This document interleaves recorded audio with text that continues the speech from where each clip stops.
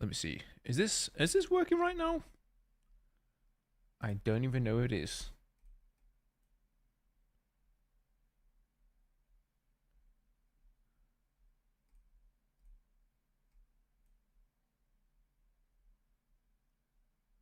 Can you guys see the stream here?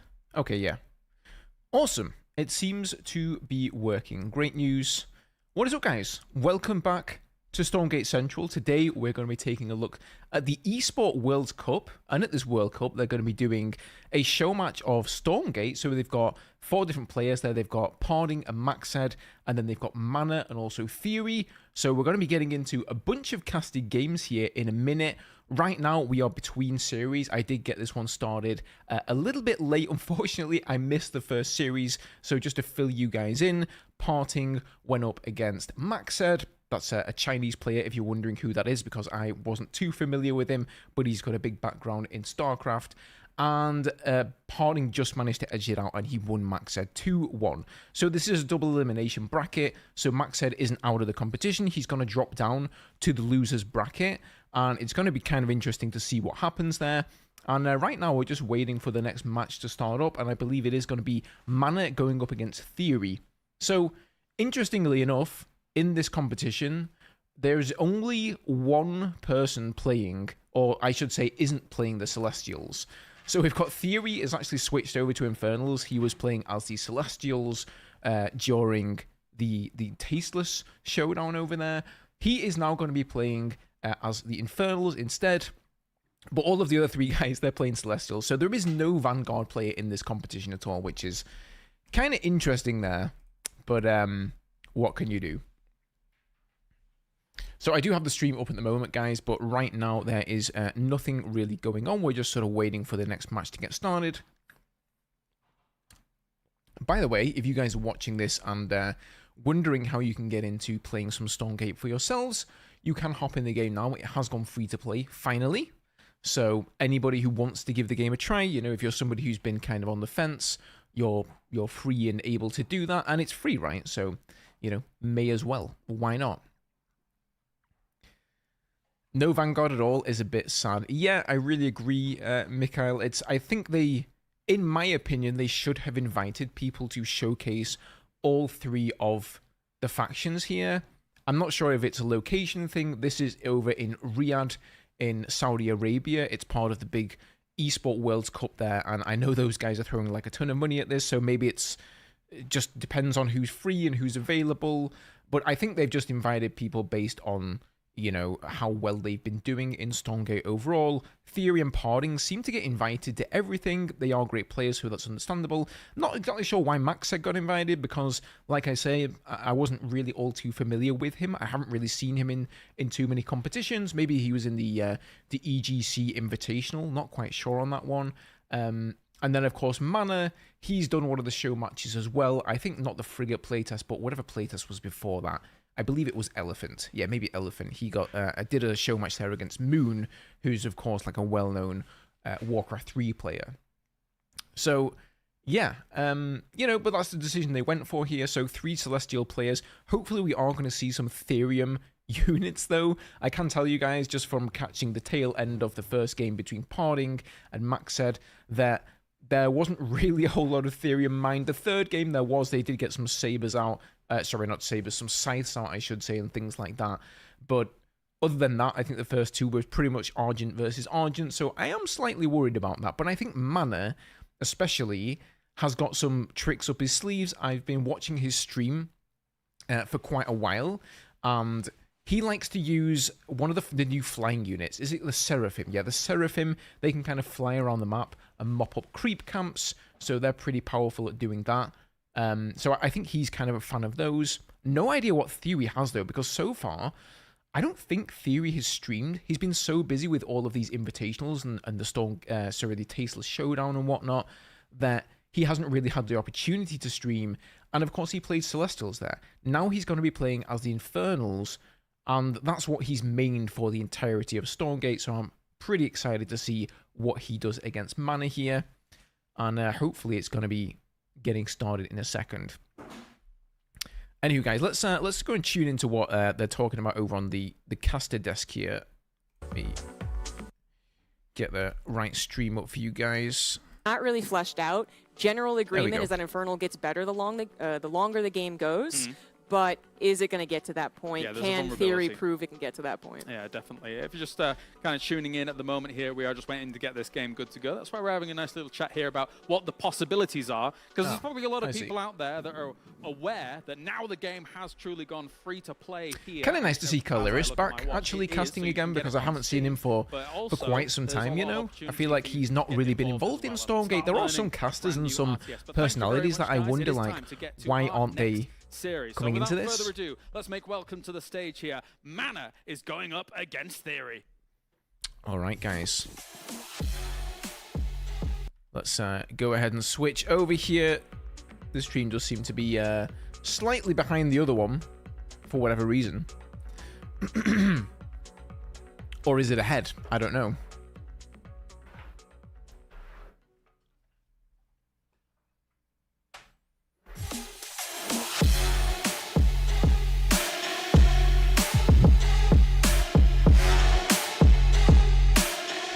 Bad boys coming out on stage, man.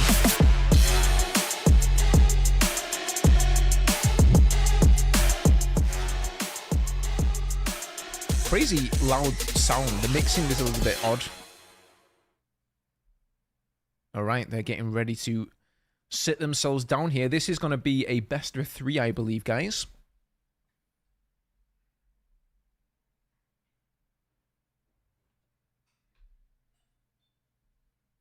So we're switching over to the observation PC now, I hope. I really hope. The stream has been a little bit fuzzy. The sound has been a little bit fuzzy. Sometimes things have been cutting out, so keep your fingers crossed that this goes okay. Oh, they've got to get set up and everything. Okay, I guess they've still got Poning's keyboard there. They've got to get things out of the way. There's not really much of an audience here, is there, though? Interestingly enough.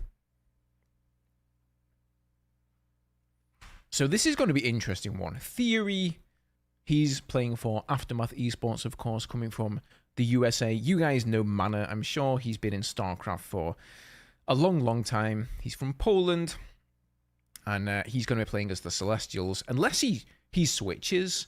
I mean, I think he played as the Infernals. Yeah, he played as Infernals himself, right, before he actually switched over to Celestials once Frigate came out. I think in Frigate, he kind of dabbled a little bit with the Celestials, and then once, you know, the early access came out, Celestials had a lot of changes, then he just entirely switched over there. Okay, so here's the map pool. So they've vetoed Lost Hope, Secluded Grove, Boneyard, and Broken Crown. But let's switch over to the scene now so we can get this full screen for you guys. And here we go. We are going into game number 1 here. So it looks like we have Mana up in the top right corner, and he is indeed going to be playing as the Celestials. And we've got Theory down in the bottom left, as suspected, playing as the Infernals. And he is going to be opening up here with an Iron Vault. So very intrigued to see what he does here. We are on the Isle of Dread, one of the only water maps, if you will, in Stormgate. So pretty large map. It's not the biggest map, I don't think. Or maybe it is the biggest map, actually. Maybe it's sort of tied with Lost Hope. But it's pretty large. And, oh, already we see a Starforge, a proxy Starforge, really, coming out of Mana. Maybe that's not quite proxy, but it's definitely encroaching on close to the observation tower there. I think he's really trying to hide that. He knows that Theory is going to scout down the left side of the middle island there. So this is pretty unlikely to be scouted by Theory, I think. And he's almost definitely going to be getting early vectors out of that. Vectors have been incredibly powerful.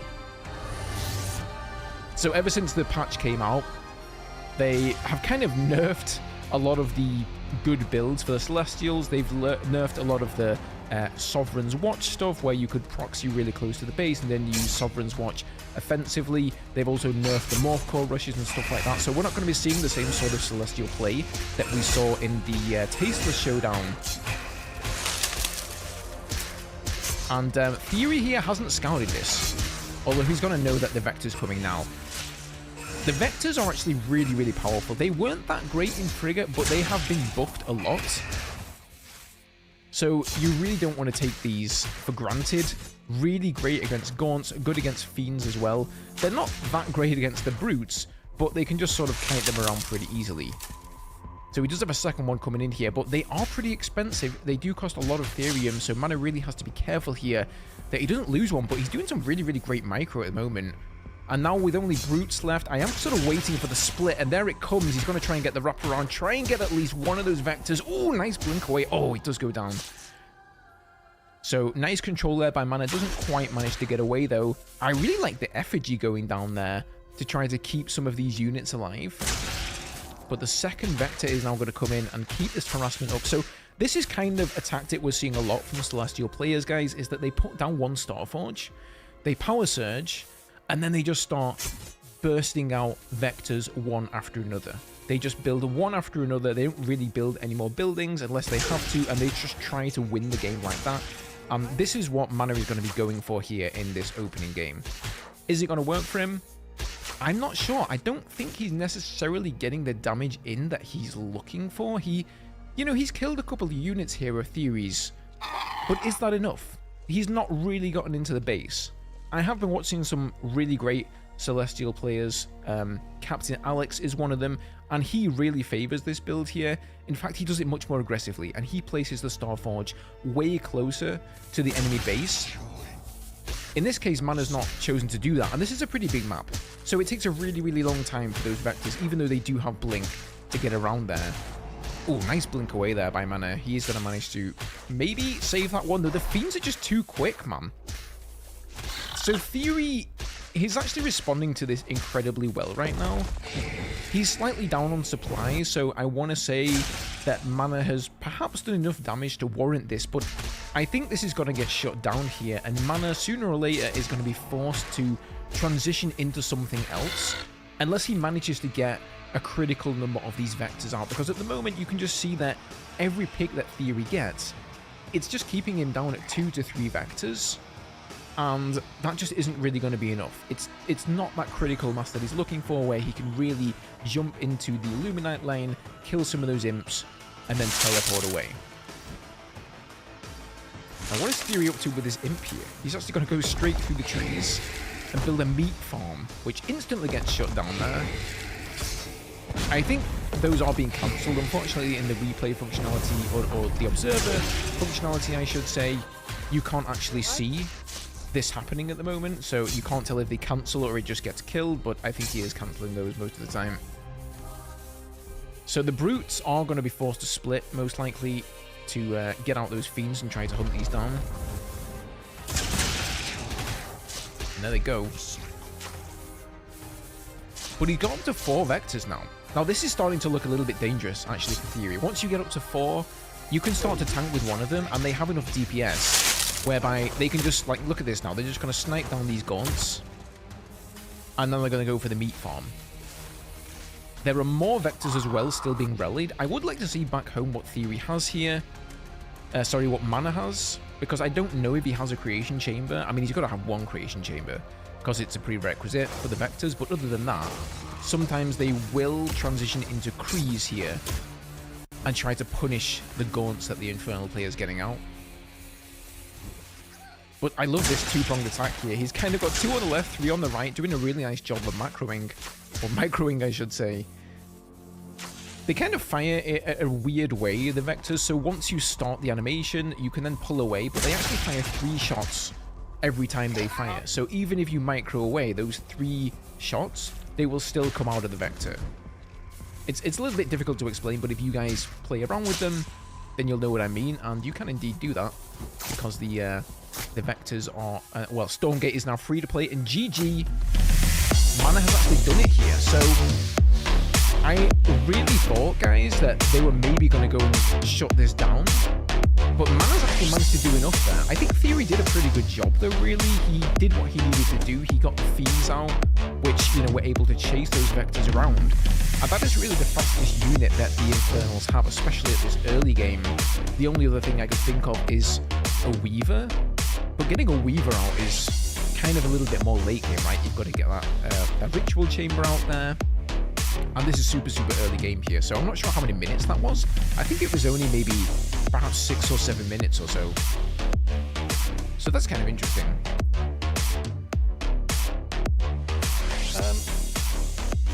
leave us some, if you would, yeah. Where can you find the replays of these matches? I'm not sure if the replay packs are going to be sent out. This is live right now, so it's anybody's guess, man. That's why I actually decided I would cast it here live for you guys on the channel, and that way we have it documented on the channel, and we're going to see how that goes. Anyway, let's have a listen in, shall we, guys? I gotta hold on a second.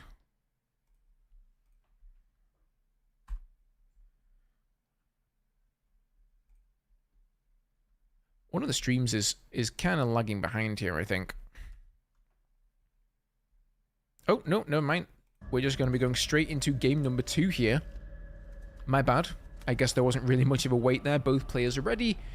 I think after they have one game, they sort of go, up to each player and say, yo, are you ready to go? And if they're both just like, yep, let's just go for it straight away, then that's what they do. And this one is going to be on Jagged Moor. And straight away, we can see Mana with his 1-0 advantage here. He's going to be moving out with this Morph Core and doing something slightly sneaky. Not exactly sure what his plan is here. Is he going to build something, or is he just... I think he's just harassing the Hexen right now, which I do like. That means that Hexen's not going to be getting over to his base. It's not going to be... Oh, wait a minute. There comes that Starforge. So Mana just says, if it ain't broke, don't fix it. May as well just go for this. By the way, guys, let me know if the mic's too quiet, the mic's too loud for the game sound or anything. I can change everything around, but should be okay. So there comes the Power Surge again. I have to say the Power Surge ability for the Celestials is one of my favorite newest additions, and if you're unsure what it does, it will boost any building that you put it on and give it some sort of an advantage. So in the case of production buildings like Starforge, it increases the production speed. So instead of getting 2 Starforges, you can just Power Surge 1 and then build... There you can see the Surge bonus, and you can get these vectors out much quicker then. He's got to be really careful with his first one here. This is pretty ballsy of Mana, just going in with the 1 vector. I think he's got Blink here. They've changed it from Frigate, so you no longer need energy to Blink. It does have a cooldown, but as long as you have that cooldown available, you can get away. So if you have Blink, you can afford to be aggressive. If you don't have Blink, then you need to fall back and be a little bit more conservative.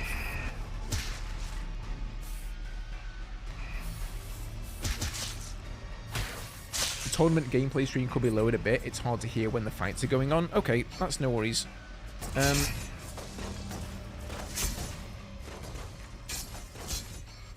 we go. Hopefully that should be slightly better for you guys. I think the sound design in Stormgate as well needs a bit of work. You guys will know if you've played the game. Some things are really loud in the game. Some things are really, really quiet.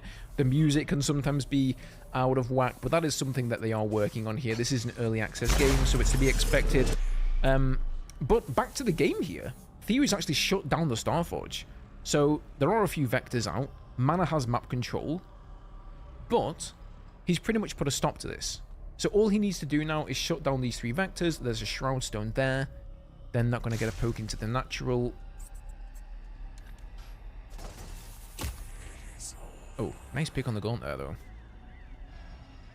And what is Mana going to do with this? So he's tucking tail and running home, and he's just going to expand, it looks like. Most likely throwing down a collection array.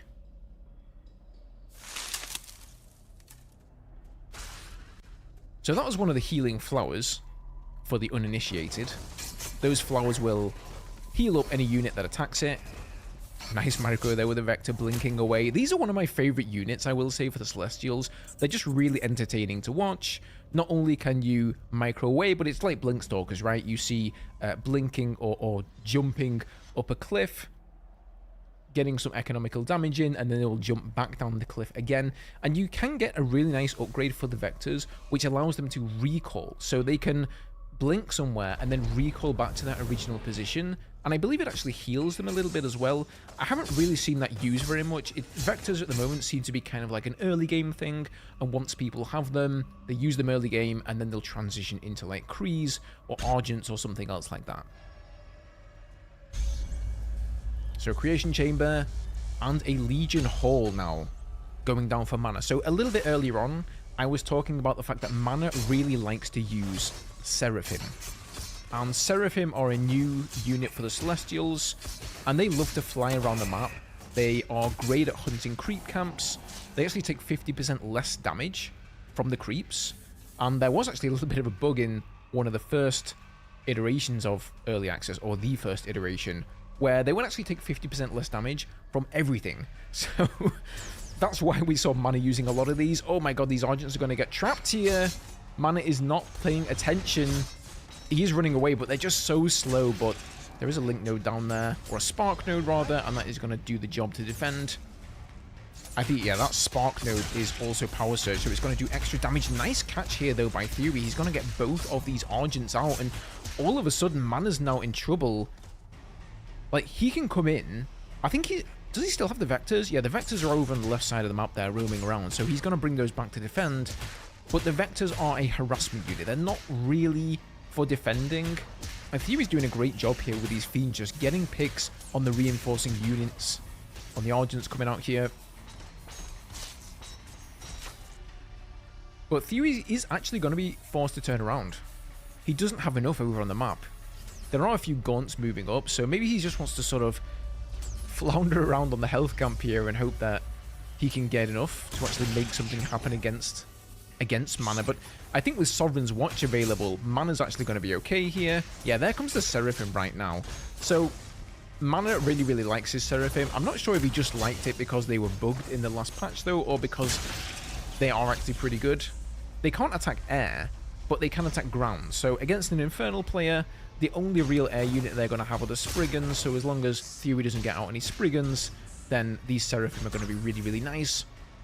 And this is close by air as well, remember, guys. So he's going to be able to use them if he gets up a critical mass to just zip across the map and do some economical damage in the worker lane.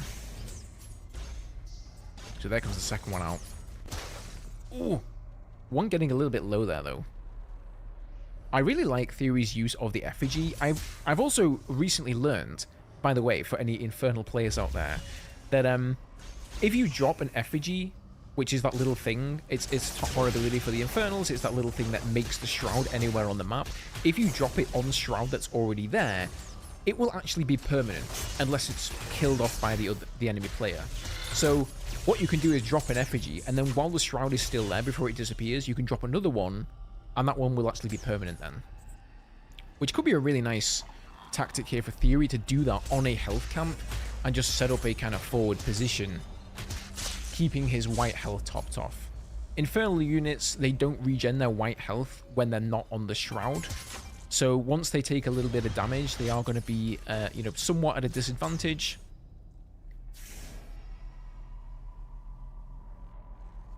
So both players right now looking pretty equal. Supplies are fairly equal. Mana's just leapt up a little bit there. And what is happening here? This creep camp has been aggroed. I think Theory must have done that on purpose. He wants to get the Luminite. Killing creeps in this game, guys, is actually incredibly important. Even for those little green ones, the level 1, I think you get 40 Luminite for each one. So that's 200 Luminite there, which is not to be sniffed at, especially not in the early game. So that's why you're seeing players... Ooh, here come the Shadow Flyers. You've got to be careful with these Seraphim there. But that's why you see players now moving out on the map before they get their expansion out. What is the white health called, Sam? That is a great question. I actually don't know. I'm not sure it has a name. Like, I think everybody literally just calls it white health. Some people call it Shroud health, but that's a bit of a mouthful to say, isn't it? So, I don't know. I should ask some of the developers about that. Maybe I'll get an answer. I'd really like to see added to the observation screen here as well, so that you can see everything that's happening in a game. You can see when they kill the creep camps, you know, how much Luminite are the players getting. Oh, nice pick on the Seraphim here. These are both going to go down. Oof. He just... Wait, is he going to get it? Maybe? Oh, okay. He just manages to get the one there. That was really nice micro, though, by Mana. They do get an ability which... The name escapes me at the moment, but it gives them a quick speed boost, and it also allows them to evade 50% of all attacks. So you can use that to dodge in and out of combat as well. Once it's gone, though, it's gone, so you have to be careful. But this is a very scary looking force here from Theory, and he has the high ground And he's just going to go for the Therium Prisms here, get some snipes off on those. All 3 of those go down, so that is actually pretty massive. Effigy goes down here. There are only Argents to defend. And honestly, guys, Argents, they're decent. They are back home here, so they're getting constantly refilled on their energy. And Argents actually do double damage, especially to heavy units when they have energy. Once their energy is done and it's gone, they really do, honestly, quite pathetic damage.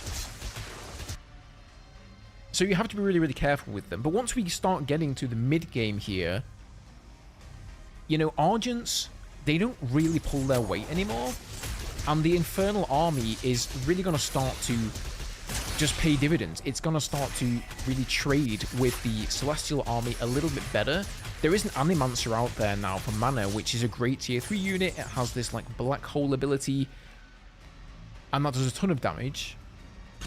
But Theory just picked it off. There is another one though there with full energy, so he does want to be careful of that.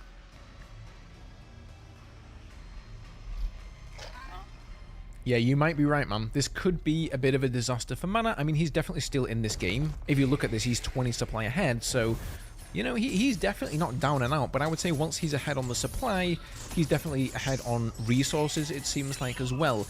He's maybe a little bit behind in tech. He really needs to get Animancers out there and make use of that Black Hole ability. And for reference, it's not called Black Hole. It's, you know, the name escapes me of that one too. It's not really something you see all too often when you're casting, so it's a name I haven't come into contact with yet, but don't worry, guys. I will learn them eventually. So we did see Mana taking the artillery camp there, the siege camp. So there should be a siege vehicle moving up from his side of the map, I believe. Unless he got killed instantaneously. Maybe I missed that one there. I really like the spread, though, by Theory. He's pretty much just taken, like, the entire side of the map.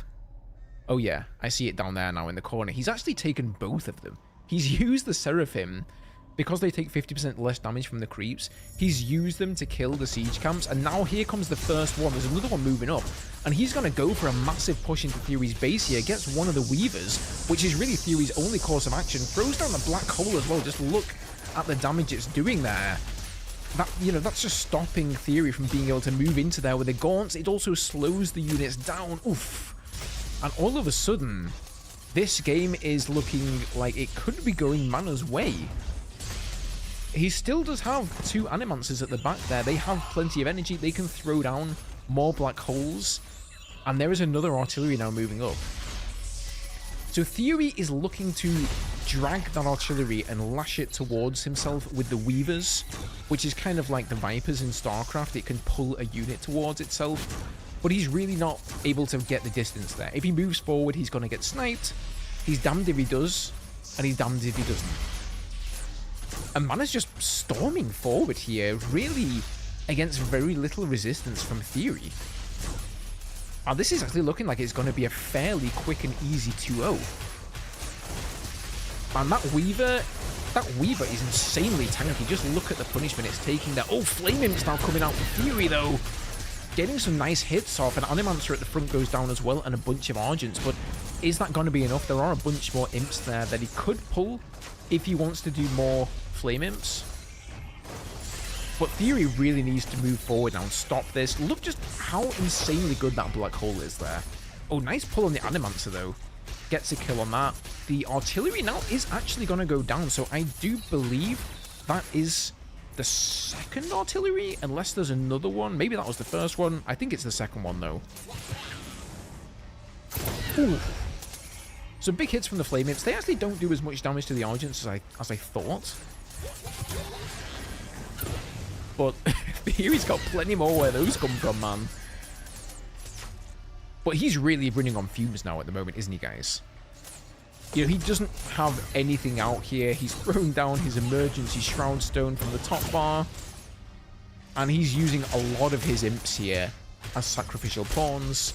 And there's really just not a whole lot left. Where is the army from Mana, though? There don't seem to be a lot of reinforcements here. There are just these Argents left. There's the Animancer. He is still fairly ahead on supply, but these units are having to run the long way around the map. Bit of an advantage, though, for Mana. He can always construct one of his production buildings as a forward position and then make that the rally or the prime building, so that way he's able to move those units across the map a little bit quicker. I would like to see him destroy those central rocks, maybe with a morph core. Ooh, that was a really nice snipe there on the collection array. Just goes around the map with the shadow flyers. That's actually an upgradable ability where the shadow flyers, they can just dive bomb an enemy structure, doing insane damage, and that's what you guys saw there.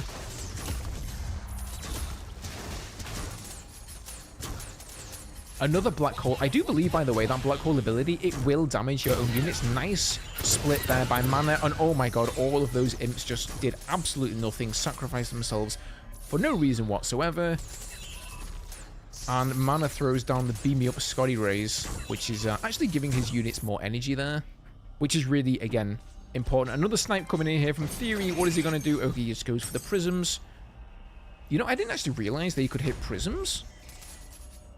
Interesting. I thought they could only hit buildings. Are prisms considered a building in this game? I don't know. Maybe they can... Of course, it's an air unit, right? That makes a lot of sense. I'm just being stupid, guys. I forget what the Shadow Flayer's regular role is. It's actually to kill air units. That was an absolutely massive infest there from Theory, though. I think he got every single one of those Argents with that infest. That was, like, perfectly timed. But I just don't see any way out of this, man. GG. Mana takes it, man. 2-0.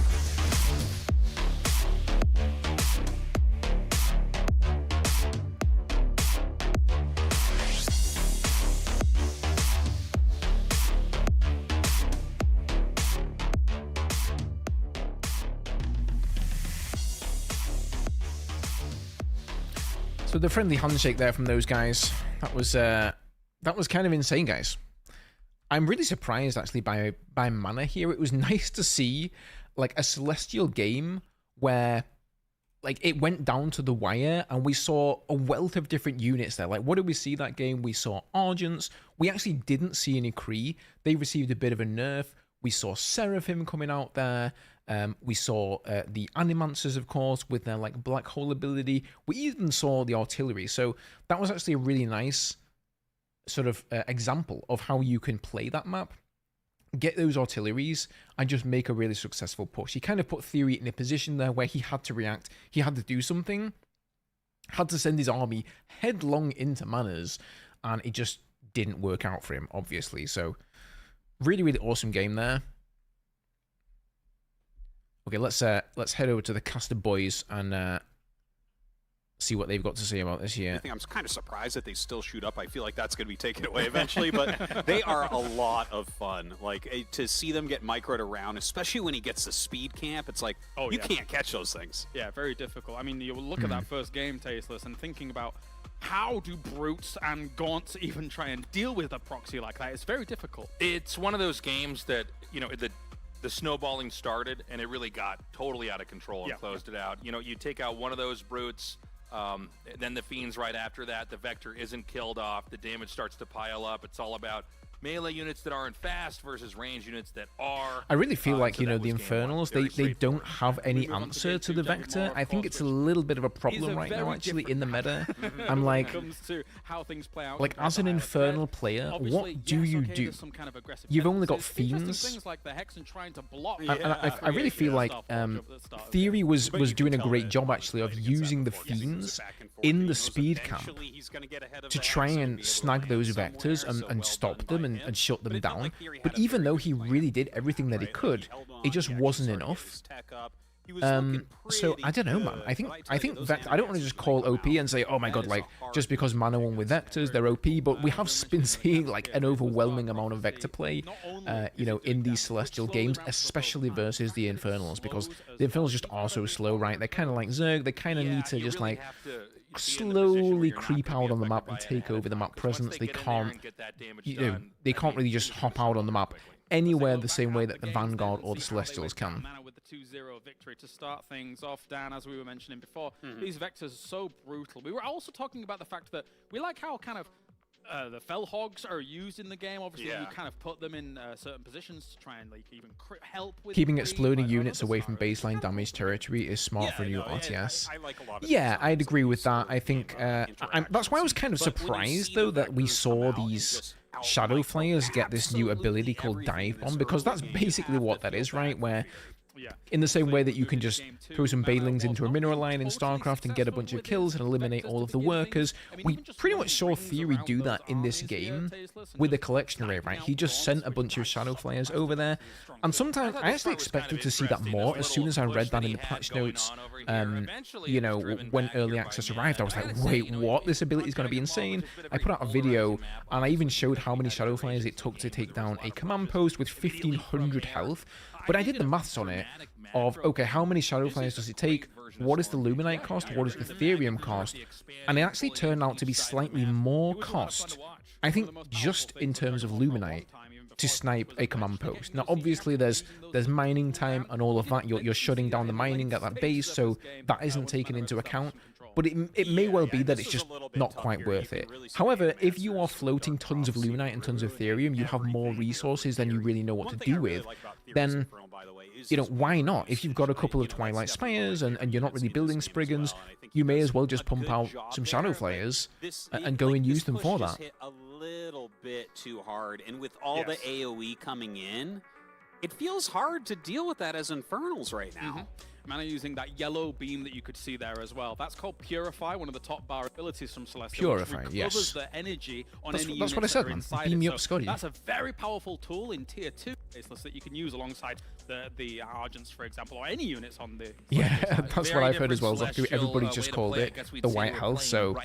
It doesn't sound like a particularly technical name, does it? Like, oh, Russian, you don't know how to play the game. Well, this is an example of playing Celestial, powering up, teching up, going for a push, and ultimately taking a win. Very impressive. Yeah.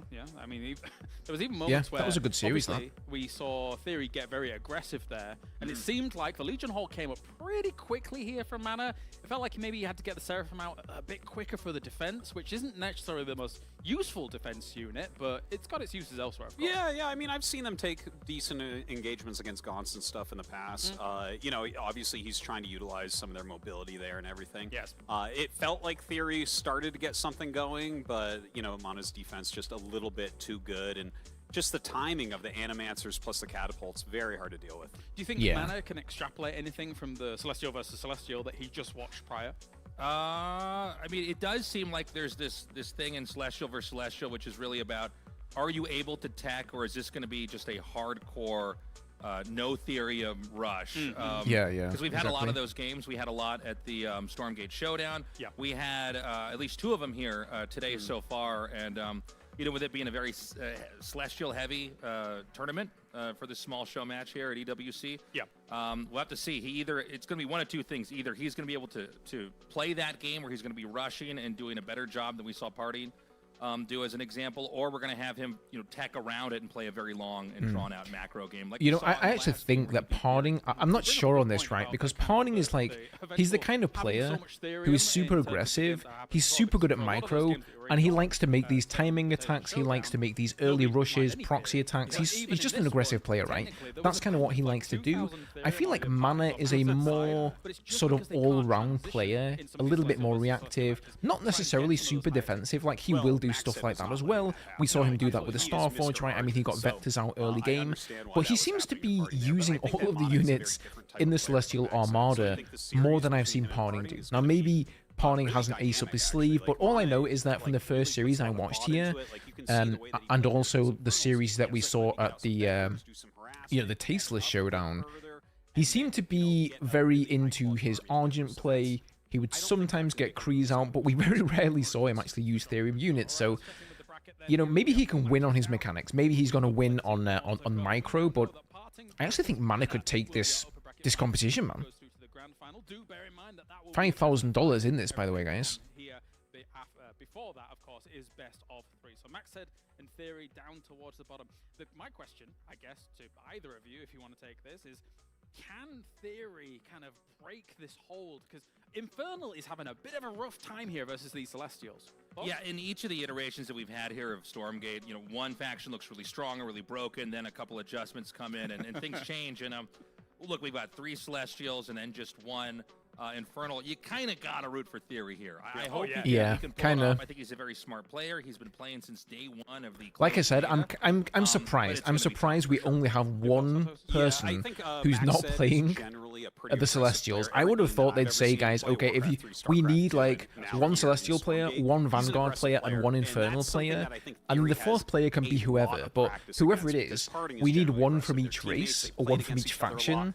It kind of surprises me that they didn't do that, because to me, I look at this as a show match, right? The game has just released into early access, and what a lot of people they're going to be looking at this game, and you want to show off everything in the game, right? And I think the Vanguard are one of the most interesting races, even though they're probably kind of the most basic race. I think they are pretty interesting. I think it's a real shame that we're actually not going to get to see it here today. Also try and solve these puzzles at the same time. The Celestials, don't get me wrong, they're super interesting as well, but I feel like a lot of the focus, especially with Celestials kind of being touted as the best faction in the game at the moment, I think they have the most representation at the top of the leaderboard at the moment. You know, I think there's a little bit too much of focus on them. We're seeing what they're trying Sovereign's to pull Watch off has here, been but adjusted, yes. Do I think that'll affect how Poning plays this Outpost?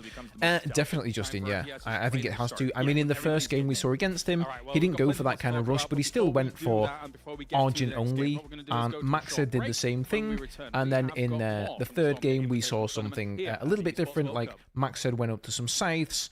Not going to be... I won't beat her out the bush. I didn't watch the entire thing because I was like, oh my god, I gotta get my stream set up. I was a little bit late to the party because I had to go to the gym. Gotta put your health #1, guys. It's gotta be done. So my wife's laughing in the background. But yeah, I think it is going to make a big difference here. I definitely think Poning has more tricks up his sleeve. We've only really seen a little bit out of him. I remember after the first game at the Tasteless Showdown, they kind of interviewed him after who did he 3-0 first? It was a Laser. It was poor old Laser. I think, was it? Yeah, a Laser was playing Infernals as well there. So he 3-0'd him. And then he kind of came to the couch and they had a little chat about him. And then they said, okay, you know, Poning, was that like your master plan, or was that your best strategy, or do you have something more in the bag? Like, what are you going to do next? If you would have lost game #1 with that tactic, what would you have done? And he said, actually, that tactic is not very strong at all, and I didn't really expect to win any games with it, but he actually just used the same tactic like 3 times in a row, and he just won again and again and again. And I think, like, I'm not a professional player, don't go to tournaments, but I can only imagine and assume that if you are a pro, you have a number of strategies in mind. And if I'm playing you, and I win you with strategy #1, and you don't know how to win it or how to beat me, then I just do the same thing again. You know, and if it's if it keeps working, if it ain't broke, then don't fix it. So that's basically what he did there, and he said he had a lot of other strategies. So I think we didn't really get to see everything out of Poning, and then he was surprisingly eliminated from that event a little bit abruptly, I feel. So Theory, yeah, actually, was it Theory who took him down? I have trouble remembering now. It's only like a week ago.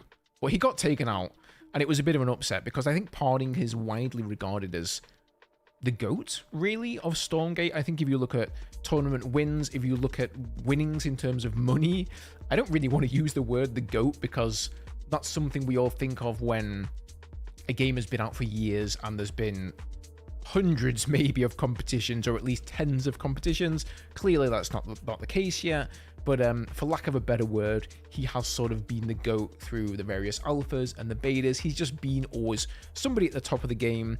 And if you guys have been following other RTSs like Battle Aces, Zero Space, stuff like that, he just always climbs to the top of any RTS leaderboard that people throw at him.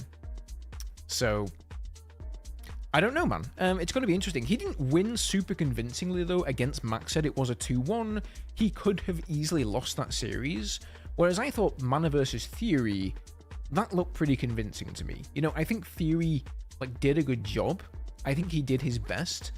And maybe the reason that he actually played Infernals is just because maybe they did say to him, like, hey, Theory, come on, mate. Can you?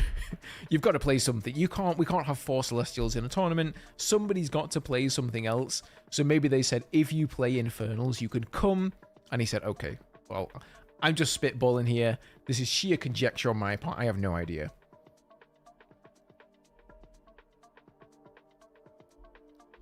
Man, I might not know what to expect past the cheese from Poning. Yeah, I mean, I don't think he's been streaming either. Mana has been streaming, though, so you can bet that all of the other players... I don't know when this was decided, but I assume that they knew about who they were going to be playing a little bit before we did, so maybe some of the other players, like Poning in theory, they've been watching Mana on his stream. However, he has sort of disappeared from streaming, and I saw he said on Twitter today that he announced that he was participating in this event, and he sort of said, this is why I've not been streaming. So I can only assume that means he wants to hide his builds and things like that. Right, guys, since we are on a little break here, give me 2 minutes, and I will be back when things get started again.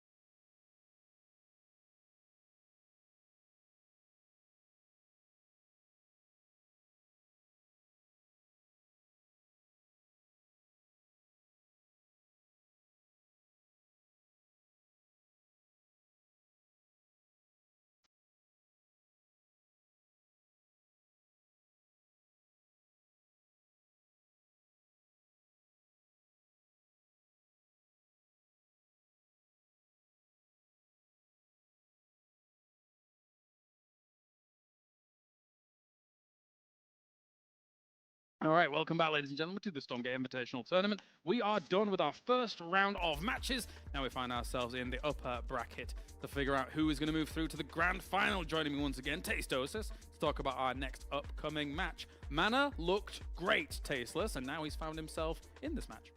We've known Mana's been a great player for a long time. It's going to be interesting to see how exactly he plays in this. He does seem to stray away from the way a lot of the Celestials play. I do feel like you get a situation in any RTS game where one guy gets one idea that kind of works and everybody starts to copy it, and maybe it's a carbon copy of it, maybe it's an improvement. But Mana does seem to have his own approach, so it should be a pretty novel mirror matchup going into this. Yeah, someone sets the meta trend, and then somebody's then got to try and solve that. That person becomes the most studied player. And in Celestial versus Celestial Artosis, getting out of the Argent versus Argent trap that exists currently is difficult, unless it's like Lost Hope, for example, a huge map where people can be a bit more flexible. Yeah, well, I think if you stay back pretty defensively and your base doesn't have 2 entrances, it is doable. You can switch up that tech a little bit. I think that's what we're going to see from Mana. I don't think he's going to go super aggro. I don't think he's going to be trying to make pure Argent. I think he's going to be the one that I've been muted, haven't I, guys? Forward. So we're going to see if Poning can actually end up dealing with that, because My bad. Faceless TV showdown. He could not deal with it. Yeah, it's true. Yeah, I was just commenting on the fact that he was talking about the way that the meta just kind of gets set by one player. Like, I really feel like that's what happened with the Morph Cores. That is also what happened with the... Sorry, just laughing at myself being muted there. That's what happened with a lot of the proxy rushes, with the Sovereign's Watch. But all it took is one patch, and that was gone. You know, so you'll see a lot of people saying, hold on a minute, I can just climb to the top of the leaderboard, and we saw so many people doing that. To be honest, people who maybe had no business being in the top 20, like, I don't want to sound mean or anything, I'm nowhere near that, but I really feel like a lot of people just kind of did only those two tactics, didn't really learn how to play the race or the game, and they managed to climb to some obscenely high positions in the leaderboard. Now that's all gone, and they're just going to drop back down again, and I feel like the new meta is kind of like the Vector play. But Mana has, you know, things besides that. The question is, does Poning? Poning has pushed the meta forward quite a bit, and Mana's going to know what he does. All right, well, let's figure out. It is a best of 3 here. The winner will move on into that grand final. Make ready as we get ready for the stage, as we have ourselves Mana versus Poning in a best of 3. Jolly good. All right, let's switch streams here.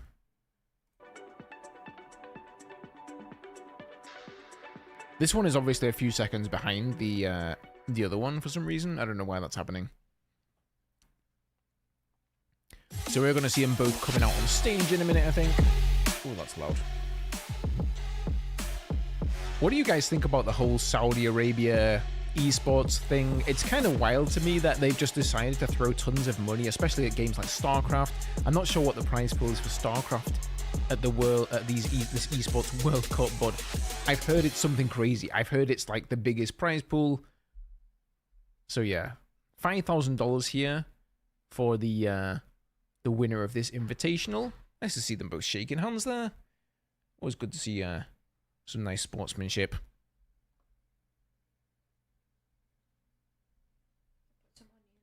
Oh, thanks. Yo, Farmman, what's up, man?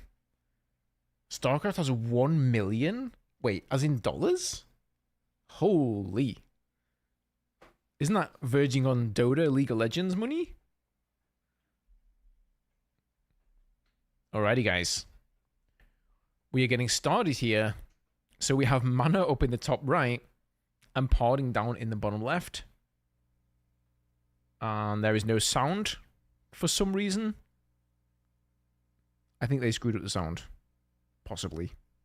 But anyway, they're both moving across the map here with arc ships. The sound is definitely not on my end here. I like this. So this is one of the changes they made here for the Celestials. You can now put the Sovereign's Watch directly on the arc ship, which I was kind of surprised to see that. I thought that maybe could be abused offensively, but it's actually interesting to see Poning using this here to take this creep camp nice and early in the game. So I'm super interested to see what both these players do. It seems like they're just going to be macroing, though. They're getting collection arrays out. They're not going for anything insane. Let me just go refresh the stream here, because I don't know why we've lost sound. Very strange, but hopefully they'll fix it soon enough. I'm actually going to sneakily check on the Discord here. There is a Discord for this, and it sounds like there may be a problem. Oh, it's back. It's back, boys. Okay. Thank God it wasn't a problem on my stream. That's all I can say. Okay, so to get back to the game at hand here, Poning has got a creation chamber down, interestingly enough, on the low ground, which is a little bit of a vulnerable position, I feel. So I suppose he feels pretty good about his odds. Wow, 3 prisms on the Therium. That's actually some pretty hefty mining there. And we've got the Starforge going down now for Mana, his favorite. You know, I really hope we're going to see some scythes. I have to say, guys, scythes have been one of my favorite units for the Celestials. I just think they're so interesting. They have this mechanic where the closer they are to a unit, the more damage they will do. And it's up to double damage. I think a lot of players don't realize that. I see them using the scythes the same way they would like a Mutalisk or something, staying at max range, but actually you want to be getting on top of the unit. But I think it's going to be Vectors, most likely. So, little battle of attrition here over the Observer Vision Camp. And it looks like Poning is going to snag it.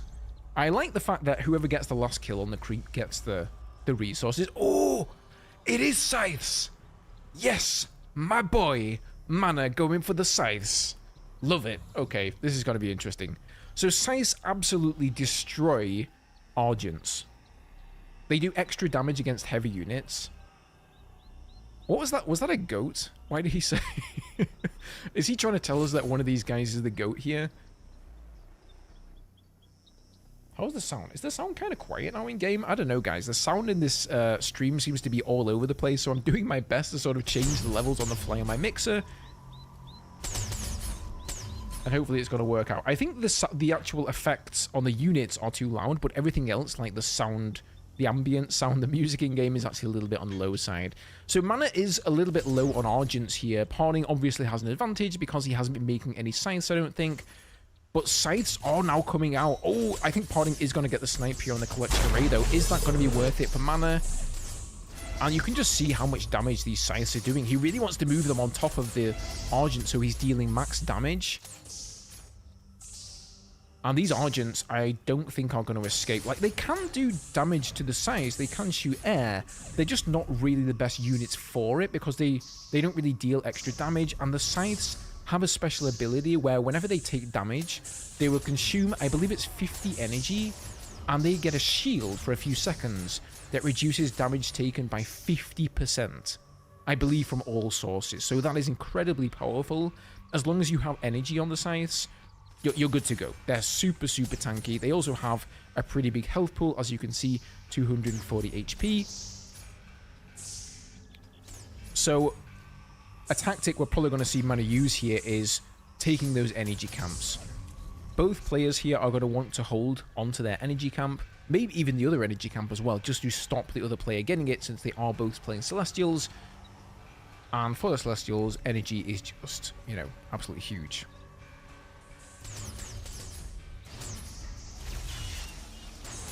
Wow, the range on that Sovereign's Watch is absolutely bananas, isn't it? But I love this from Mana, going for the fast scythes. He's sneaky, man. I asked him on stream the other day, I was like, Mana, what do you think about scythes? Is that like a legit early game tactic? And he was like, nah, not so much. He did say maybe against Celestials. Oh, nice pick there by Poning, though. Showing those micro skills, getting one of the scythes. But is that another tooth scythe moving in here? So Poning is now low on energy. You can see under his buildings there, the red. That means he's low energy because he's used Sovereign's Watch one too many times for the amount of energy that he actually has.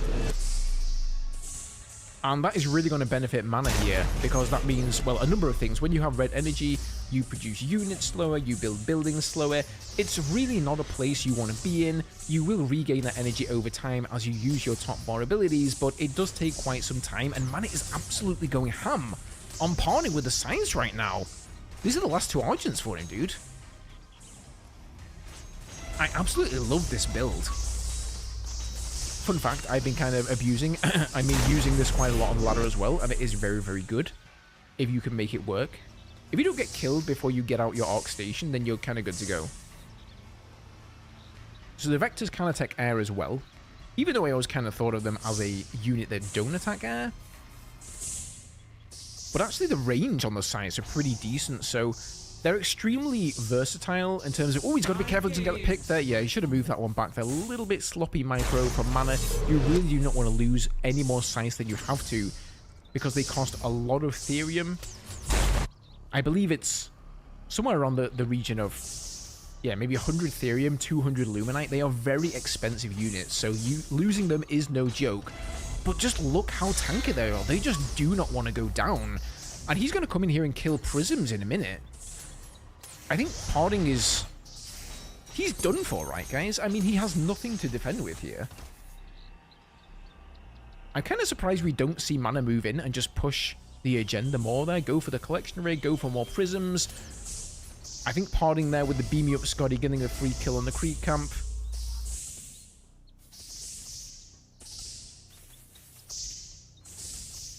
Maybe he needs to get a health camp as well. Like, yeah. Oh, actually, that was Mana who got the health camp. My bad. It's kind of hard to tell when both players have the same abilities and they're both yellow. But yeah, really nice use of the health camp. As long as he has this, and if he can get the energy camp down south as well, that's going to be really, really good for him. You have to make sure you have energy for the size. If you lose all that energy and they don't have the shield there, then they are a lot less tankier. Don't get me wrong, they're still pretty tanky, but not quite as good. Poning is still going for these vectors, though. He does have a Starforge of his own, so maybe if he's gotten the Arc Station up, he could be getting some size to counter this. But Mana is just running riot, zooming all over the map, and taking down collection arrays and prisms, and Poning is in a dire situation right now. He has 23 supply, and these scythes just do not want to die. Yeah, I still wonder why he didn't push in there. There's only the one turret. Not too insane. It's almost like he... Oh, nice micro actually there by Poning. I was about to say he can't really micro against these because they just have such big range. But the shots from the vector... Oh, sorry, from the vectors, they do keep on firing. So once you've fired your first shot, the second and the third shot will continue to fly across the battlefield no matter where you go, and they will connect and do damage.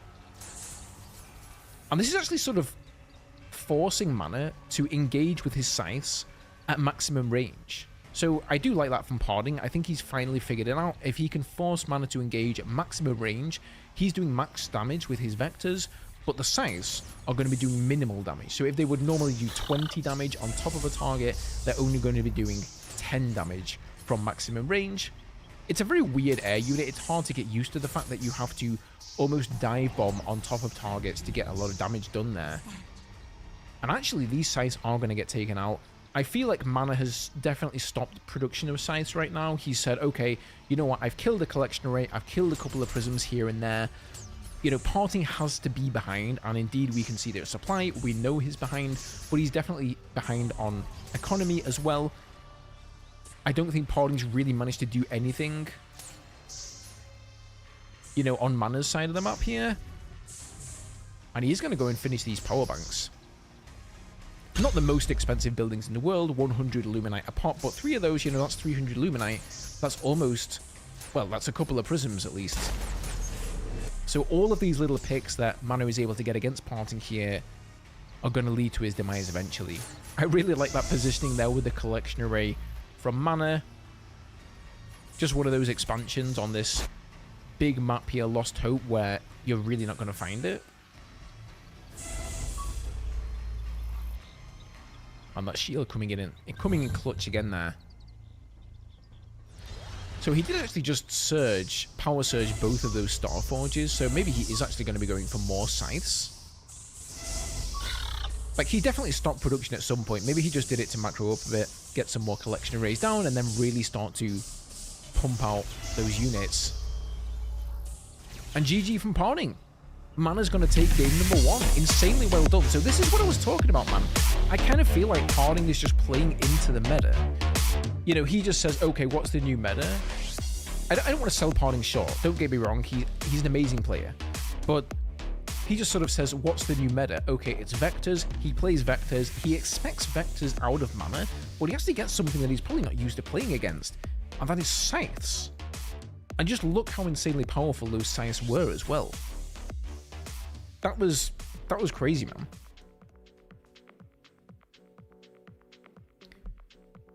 So I won't bother switching streams here because if it was anything like the last series, they just went straight into game number 2. So depending on what the players need to change about here, I don't think it's gonna be too long until we get the next game.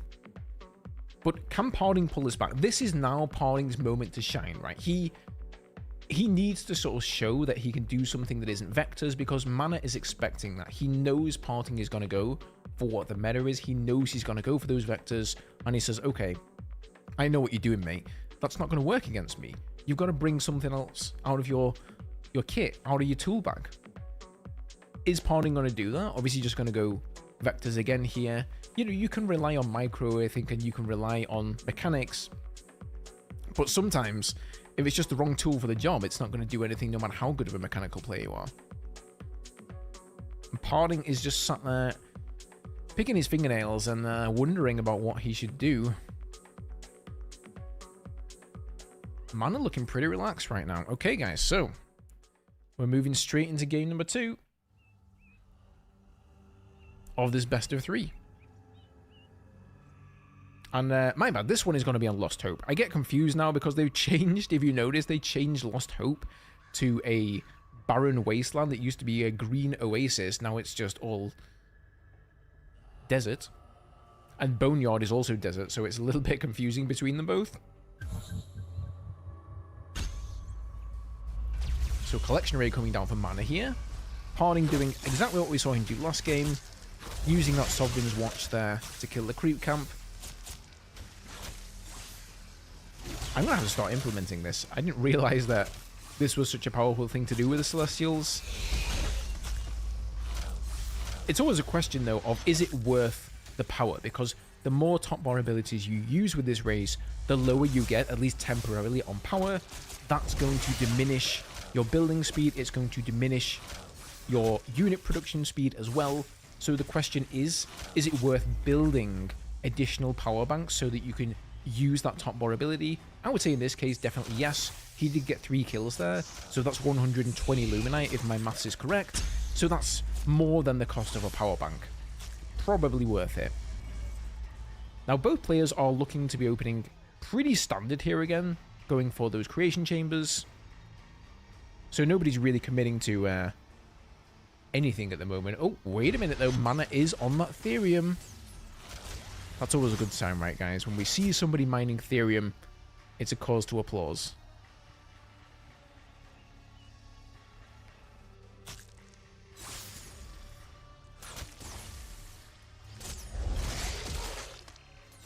So a couple of Argents coming out here for Poning. He is going to move down and take the health camp, as is Mana. And if you look down at the bottom here, both players are pretty much dead equal on supply. But we can see that Mana is going for Therium, whereas Poning isn't. So something is afoot for Mr. Poning. I think Poning is just going to go... Is he just going straight up Argents here? If he was... Oh, wait a minute. He's also got some Therium coming on the way. Nope, maybe not. Maybe I called it too soon. If Poning is good at something, though, it's certainly moving out on the map and creeping. Like, just look at him. Oh, what is he doing here? Oh, I love this. He's using the Morph Core to take down the trees, gaining him early, or easy access, I should say, into the main of Mana. Mana has not seen this. He's busy taking the speed camp. He is going to run into it, though. If he continues south, he's probably looking to go take that Luminite tower. So he is going to scout this in a minute. But Poning has just... How many Argents does he actually have there? I think it's more than Mana has. He's a little bit ahead on supply. 1, 2, 3, 4, 5, 6, 7 Argents now. And he's going all in here. I mean, he's going with the Arc Ship, right? Oh, and he's got to get an easy snipe here on the collection array. Where is Mana's army, man? It's completely out of position. Oh my god, this is terrible for Mana, dude. He's getting 1... Definitely going to get a second prison there. Doesn't manage to get the 3rd one. And now he has the advantage of the high ground up the ramp. He is going to try and just finish this game right here. So he has the Arc Ship there. It is Power Surge, which makes it move faster. And don't forget, he can throw down Sovereign's Watch on there. And then just move it around as a sort of portable turret, and he gets the other collection array. And it looks like Mana has done exactly what I said he was going to do last time. If it ain't broke, don't fix it. He went for Science in game number 1. It won him the game. He's going to go for it again in game number 2 here. And Poning is just going to answer with aggression. He says, I don't care if you're going for Science. I'm just going to get out across the map and kill your economy before you can even get rolling. I don't think... Does Mana have any income right now? He does have some income. A little bit. I think he's got 1 Prism on Luminite, and that's it. Yeah, he's got like 1 Prism. He's barely getting anything, and this is over, man. Poning is taking this game. There's nothing that Mana can do here, I don't think. the good thing about Argents is, whilst they're not the best unit for everything, they can shoot up. So the Starforge there is now putting out a Vector, interestingly enough, for mana. But these Argents are spent as well, right?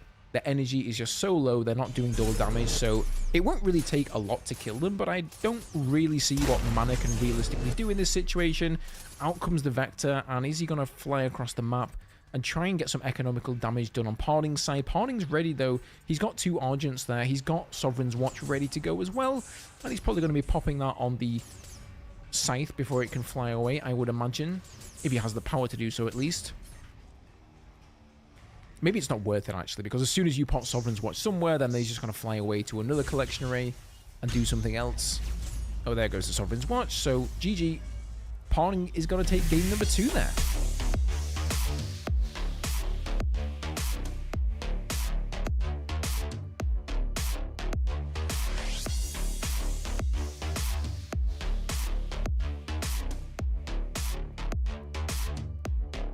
So this is heating up, man. This is looking interesting. I can see Mana kind of just thinking it through now, going, okay, that's not going to work. So now the question becomes, does Mana have something else that he can do? Has he got another trick up his sleeve? Surely he wasn't thinking he was going to win against Poning with just Scythes, right? I mean, we've seen that he has some pretty high-level play, of course. He's a great player. He's been using the Animancers to great effect against Theory to take him out. But Poning is just such a, like, he's so strong in the early game. If he just decides to go something, like whenever he executes, he just does it so cleanly. I think Mana did get a little bit unlucky there. He didn't manage to scout it, and once they got through the trees, Mana's army was actually way out of position. You could almost see it on the minimap. It was over on the left side. He just didn't have the time to get back to base. That is also one of the difficulties with Celestials. I feel like Sim City has to be incredibly good because the collection arrays, the prisms, like, they are just so vulnerable. Right, guys, let's go. Game number 3. It's Isle of Dread. Poning down in the bottom here, looking like he's going to go take that creep camp again, just like he did in the first game.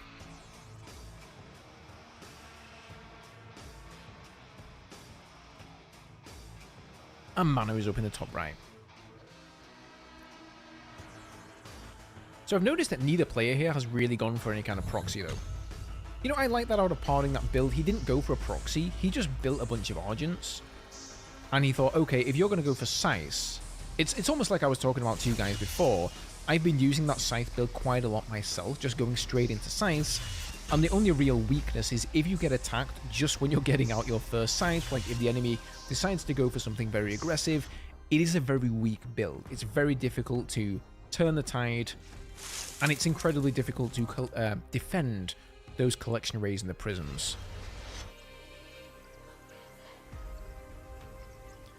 Oh, thank you, Ethan. That's nice of you to say, man. I really appreciate that. Yeah, well, I have the opportunity, guys. Thank you to everybody who's subscribed so far. I'm going to try and get out as much content for you guys on Stormgate as I can. So there's going to be more casts coming to the channel, of course. Plenty of guides and build orders as well on the way, as I sort of learn the game myself and discover new things. And really, I think, you know, that is the fun of a new RTS. If you take something like StarCraft, don't get me wrong, I love StarCraft. It's a fantastic RTS. I've played it a bunch. I've watched it a bunch. I've been playing StarCraft games since I was a kid, but they're just so mapped out at this point. Everybody just sort of knows the meta. It's not being actively developed anymore. There aren't any big changes. But if you take a look at this game, even though it's in its infancy and it's early access, we've just seen one of probably the smallest patches we're going to get, right? 0.01. But it's completely changed up the meta. All of a sudden, Celestial versus Celestial has gone from a proxy Morph Core Rush fest to a much more structured game, and we can see it mirrored in the pro play that these two guys are showing here. So I really, really like that.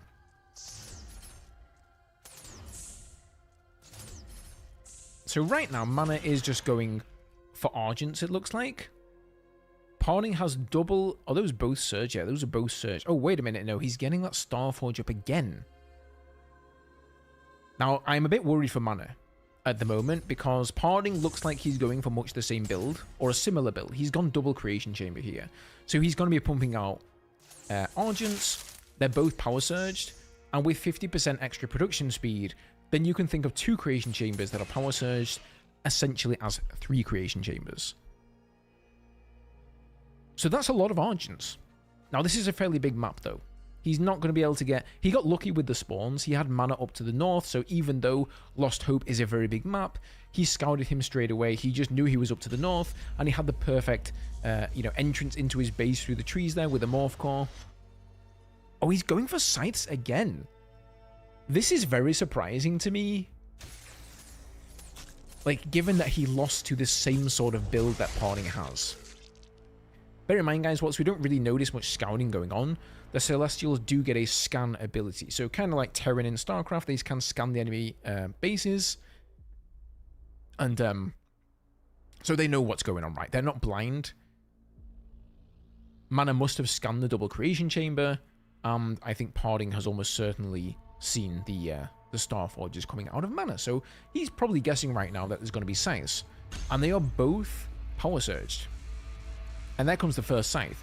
However, I think that Poning actually... I think mana's going to be okay here. Poning hasn't decided to go across the map and do aggression. He's just, floating around the map here, taking that Therium Tower. He's going to be taking... he's got the Vision Tower, sorry. Going to be taking the Therium Tower as well. Really smart play by him, by the way. The creeps are already dead there, so he just leaves the one Argent there to cap it. Takes the rest of the army, meanwhile, to do something else. Uses his top bar ability... Oh, sorry, mana, I should say. Uses his top bar ability there. Really, really handy. You only get access to those ones once you get the Arc Station, though. So you get 3 top bar abilities when you start the game, and then the other 3 or 2 of them become available a little bit later once you upgrade. But since he's got the size, that's also one of the, let's say, passive advantages to going that kind of a build. You do get the Arc Station because you need it to build size, and so then he has access to these extra abilities. And Poning is going to be going similar to what he did in game number 1 here. So he's going to be going Vectors again. Defending there with the Sovereign's Watch, so that is going to shut down this attack for the meantime. But he's getting a bit of a surround here, man. The Argents are coming down from the north. And there are a few Vectors coming around from the side as well. Decides not to capitalize on that, though. Actually falling back here. Now, this number of Scythes is getting dangerous. There are 5 Scythes now. And I would like to see mana jump straight on top of the Argents. The Argents cannot run away from the Scythes. So I would love to see him just jump on top of them, kill all of the Argents, and that way there's only going to be Vectors left. But he's actually preferring to stay at range here, and actually really nice picks from Poning. Ooh, oh my god, sorry, I couldn't even speak there. I was completely speechless. That was just so incredible micro by Poning. Getting another Scythe here. Like, he's making such great use out of this Blink. That was actually insane, dude. I'm in awe. So there we can see what Poning is actually really good at in this game. I think he felt like in game number 1, this maybe surprised him somewhat. He wasn't ready with the Vectors when he needed to be, and you could really see, towards the end of that game, he was coming into his own. He was starting to figure out, oh, okay, I need Vectors to counter the Scythes here. They have the speed. I can keep the Scythes at maximum range where they're doing the least damage. But now he's ready for it, and it actually feels like he's coming out on top in these engagements. I mean, if we go and look at the supply, we've got 52 mana, 48 for Parting. Oh my god, that Scythe is 1 right now. Absolutely. Oh, what is happening there? Mana just didn't notice that at all. Oh boy, okay. This is looking at... Okay, this is... I don't know what's going on with Mana, actually. Is he even playing the game? Like, I don't want to sound mean, but... He's just leaving Scythe out in the middle of the map, and Poning is running around. You really can't afford to do that, because those Vectors, they have Blink, guys. They're going to be under those Scythes before you know it. And now they're in Mana's base, and his base is pretty much completely undefended. He's going to blink every single one of these Vectors back from the Sovereign's Watch before they have the time to get a kill. And this is looking super dangerous, man. Down goes the collection rate. Down go the prisms. Oh, you figured it out, Vincent. It's Shroud Shield. That's hard for me to say, though. So, I don't know. Can I just say White Health Is that fine with you guys? Does that sound weird? He needs to be careful with the size here. One of them is very, very, very low health. In fact, I'm kind of surprised that we haven't seen mana go for the health camp. That's what you want to do with these things. You want to use their energy, use the defensive shield, tank a little bit, tank with their big health pool, and then go and recharge. Recharge at an energy camp, recharge at a health camp. He's not really doing that, though. He's kind of just going balls to the wall and just chasing down Poning's army. And Poning has now come ahead in supply, you'll notice. How many bases do we have for Poning? Does he have... I think he's got double collection arrays there on the Luminite. Is it the same for Mana? Oh, no. Mana only has the single collection array there, I think. One of them was empty.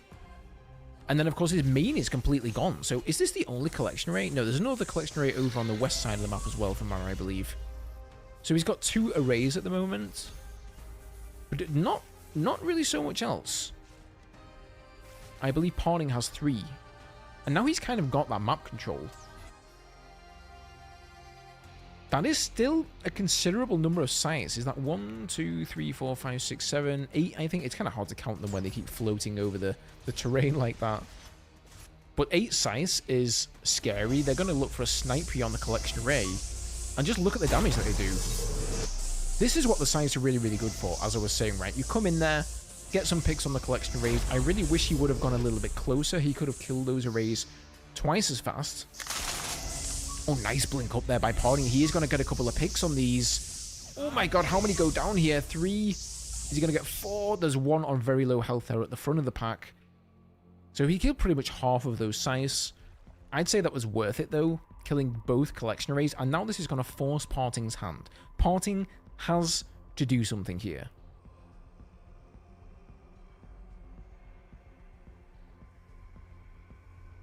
And what is he going to do? Mana goes home to re-energize. That is a lot of vectors. The number of vectors here is actually getting completely out of control.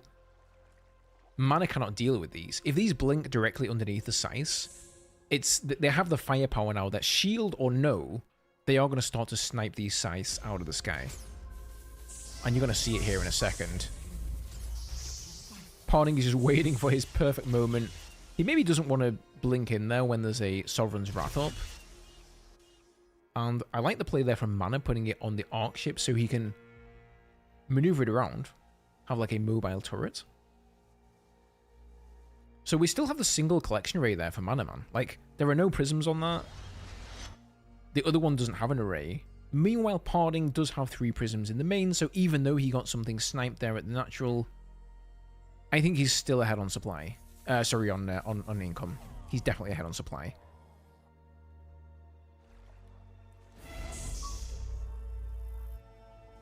So right now, Mana is pretty much just holding on by the skin of his teeth. But you can see, man, just look at how effective these are. 4, 5 scythes. Oh, he almost gets the pick. Yeah, okay. Finishes it off. And now he's going to get out of there. And 1 scythe goes down. So that's 200 minerals on the scythe for an array which costs, what, 450? Pretty good trade.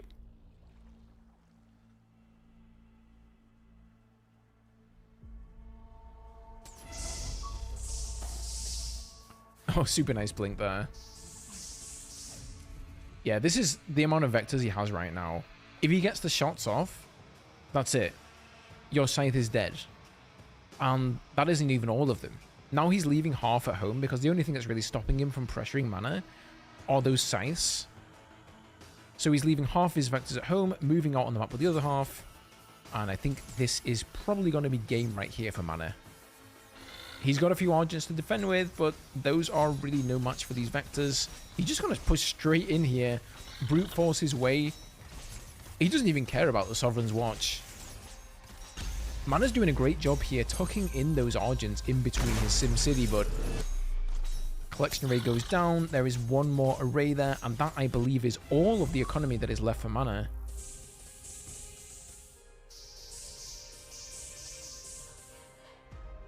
And this is rough, dude. Poning is running rings around him right now.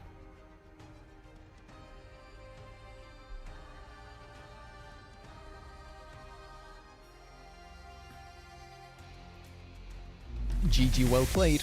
That's going to be it, guys. Oh, poor Mana. I kind of feel bad for him, man. I think he got kind of out-microed this game, you know. Poning's micro is just so good. It's so good. And who decided to give Poning a unit with a blink again?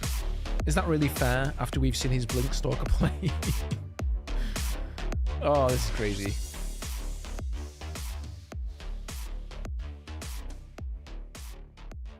All right, guys, let's switch over and see what the desk have to say about that one.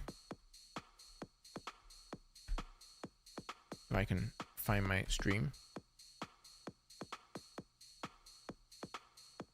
Well, guys, I'm a fan of those cheeky players as we've got ourselves Poning advancing on into the grand final. He finds himself in a best-of-5 there we go. At the very end of this tournament. Joining me, Artosis and Tasteless, to talk about this one. Vectors, pretty good. Oh, damn. Yeah, and I think that they're pretty good mostly because they counter the scythes. That's pretty good, yeah. Yeah, the scythes did a really good job. You know, that game one, you could see the look in Parting's eyes where he's like, this tournament's a lot harder than I thought it would be.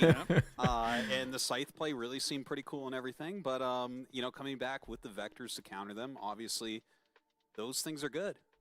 We're in this phase of the game where we're seeing players experiment with, like, what is the right unit to go for, right? Not that that's the end game, but it's going to bring you somewhere where you should have an advantage. It's clear, as far as we've seen in the few games we've had so far, that the Vectors seem to be able to chase the Scythes down in open territory.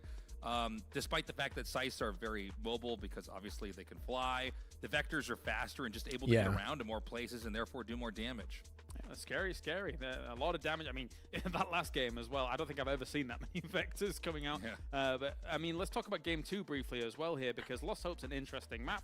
Artosis, generally, I would say, in a lot of Celestial versus Celestial, you're expecting it on Lost Hope to go a little bit longer in a position like that. However, opening up that back path and then being able to get in via that tree line really caused some problems for Mana. Yeah, this is something that maybe he should have paid attention to the Tasteless TV showdown. That's right. Because this is something that Parting did. Yeah, it's interesting. Like, this is a really big map. Generally, you think it's going to be a longer game on Lost Hope, but it was actually one of the shortest games we've seen so far. Those Argents out there so quickly for the counterattack while Mana's trying to tech up. So, very good choice there from Parting. Let's take a look at the replays from this game. Here is game number 1, where the Scythes really did reign supreme, Tasteless. You know, it almost looks like, you know, the game started out with Argents, and that resulted in a response of Scythes because you can play the game. You have a very direct hard counter, and that they kill Argents on the ground, and then you could take the game into your own hands and go from there. And then the result of that is the Vectors. And this might sound silly, but it does seem like we've seen this tiny tech evolution of this beats this, so you go to that. Yeah, and for sure, I don't know if it's going to ever loop back around into Argent again, if there's something ahead of Vector that you want to try to go for, and maybe that creates an opening there. But there is this sort of Ouroboros of counters that we see going on here, where this goes to that. And so, yeah, we saw a lot of Scythe versus Argent early on in the first part of this game. Yeah, that is very interesting. You can. This is what I was talking about before with like RTS games, where you can see the evolution almost before your very eyes, right? You can literally see what Poning's thinking in this series, right? He brings out the Vectors. Interestingly, Mana gets out Scythes and he loses the game. But he sort of sees towards the end of that game, like, okay, the Vectors were kind of working. I just didn't have enough of them. I didn't get them out early enough. I didn't react quick enough, and I lost the game. Game number 2, though, he just sees it opening. He sees, okay, it's kind of close spawns here. I can cut through the trees. I'm just going to go super aggressive and blast your base down before you have any chance. And then game number 3, he plays the same way as he did in game number 1, but he says, okay, I'm ready for you. To be honest, I would have liked to see Mana go for something different. I feel like he just kind of relied on the Scythes a little bit too much. He went for them every single game. And what's the old saying? Doing the same thing again and expecting a different outcome is insanity. Maybe that's a little bit too harsh. I guess in game number 2, he, like I said, he only lost, right, because of the positioning and because he didn't scout it and things like that. So maybe game number 3, he thought he could take it off of Poning the same way he did game number 1. Going to be interesting to see how Mana plays then in his next series, because he's going to go down to the losers bracket, so he is going to be playing again here. Quickly, Artosis means it goes away like that. It's scary. Yeah, they have been dying quickly. Honestly, like, I think that they need to be able to be killed pretty quickly because you can spread them around the map and like have them hidden and stuff. So they do need to be punished. Fair. Yeah. I think it's more like I kind of predict that soon we'll have maps that are like more linear in how you get to places. Maybe trees don't get into the back of your base, right? Maybe there's not 2 entrances into your bases so that it's more easy to defend. And they're also unbelievably important for your main and natural currently, because if you do not have them available to you within 15 range, you can't cast Sovereign's Watch in that area, right? So if you're thinking about Lost Hope and the map that actually played out, he takes out the collection race very quickly. No Sovereign's Watch to defend there. So yeah, exactly. That's a good point. Yeah, you're right. It's not just that it is a resource gathering structure. It's also kind of a launching pad to do all sorts. So that was like one of the biggest changes they made in the first patch, guys. For anybody who doesn't know, Sovereign's Watch used to be castable on any building.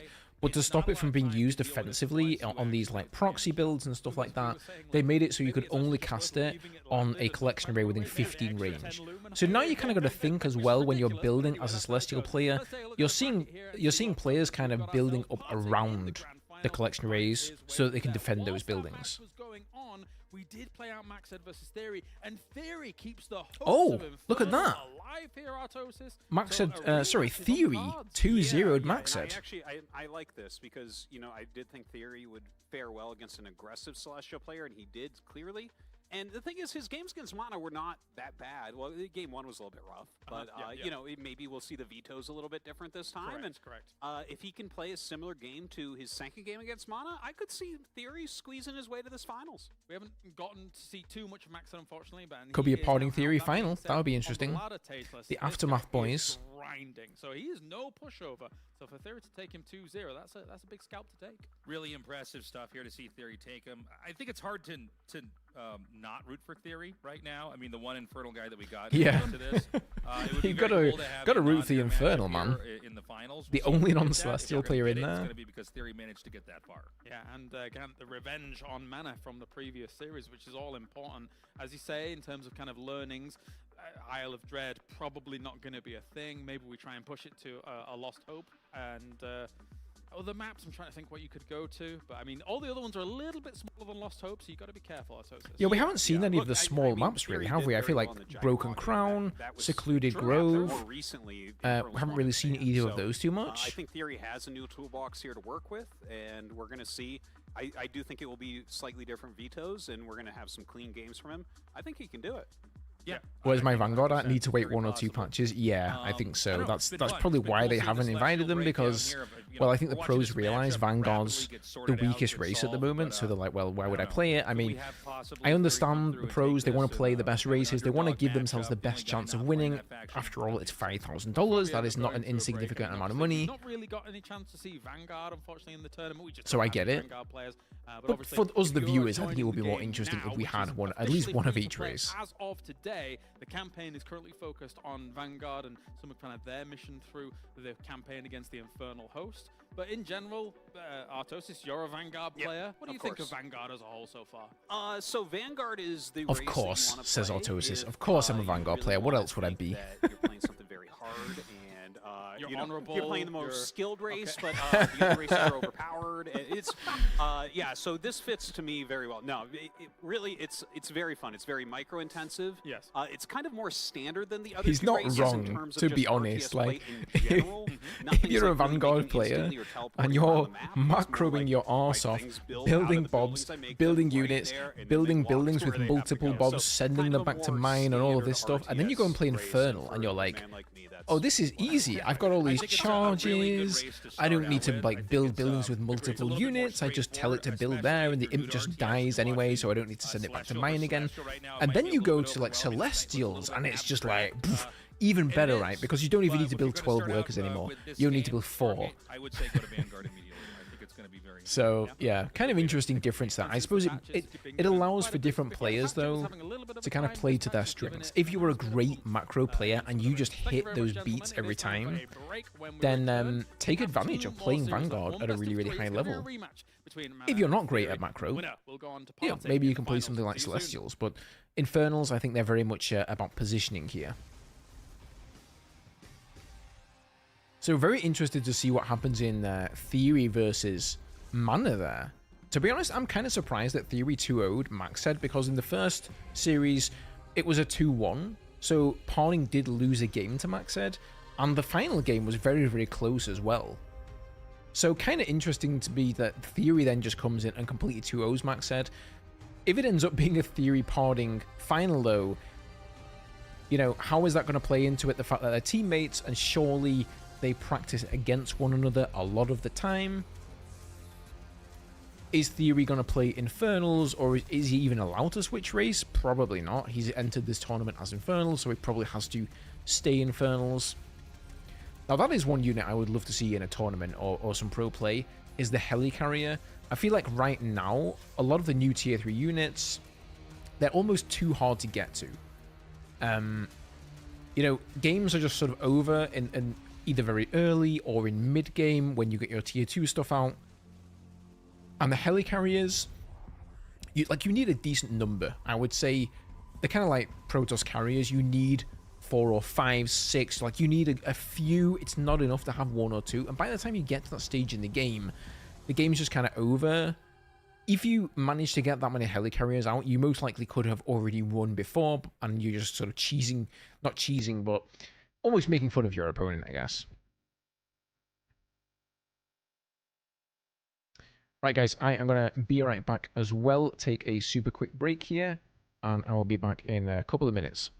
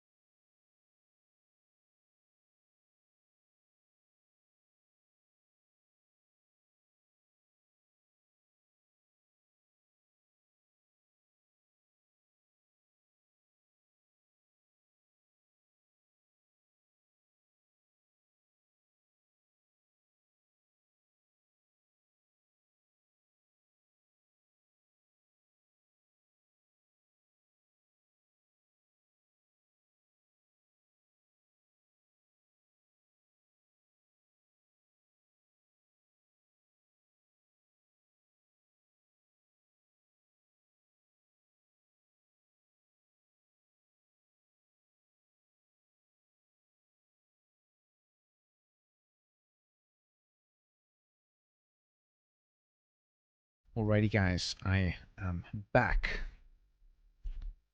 How are you guys doing? So, Mana Theory is going to be coming up next, I believe. Very excited to see how that one goes. I gotta say, guys, it's kind of nice just to sit back with you guys and watch some games together and, you know, talk into a microphone.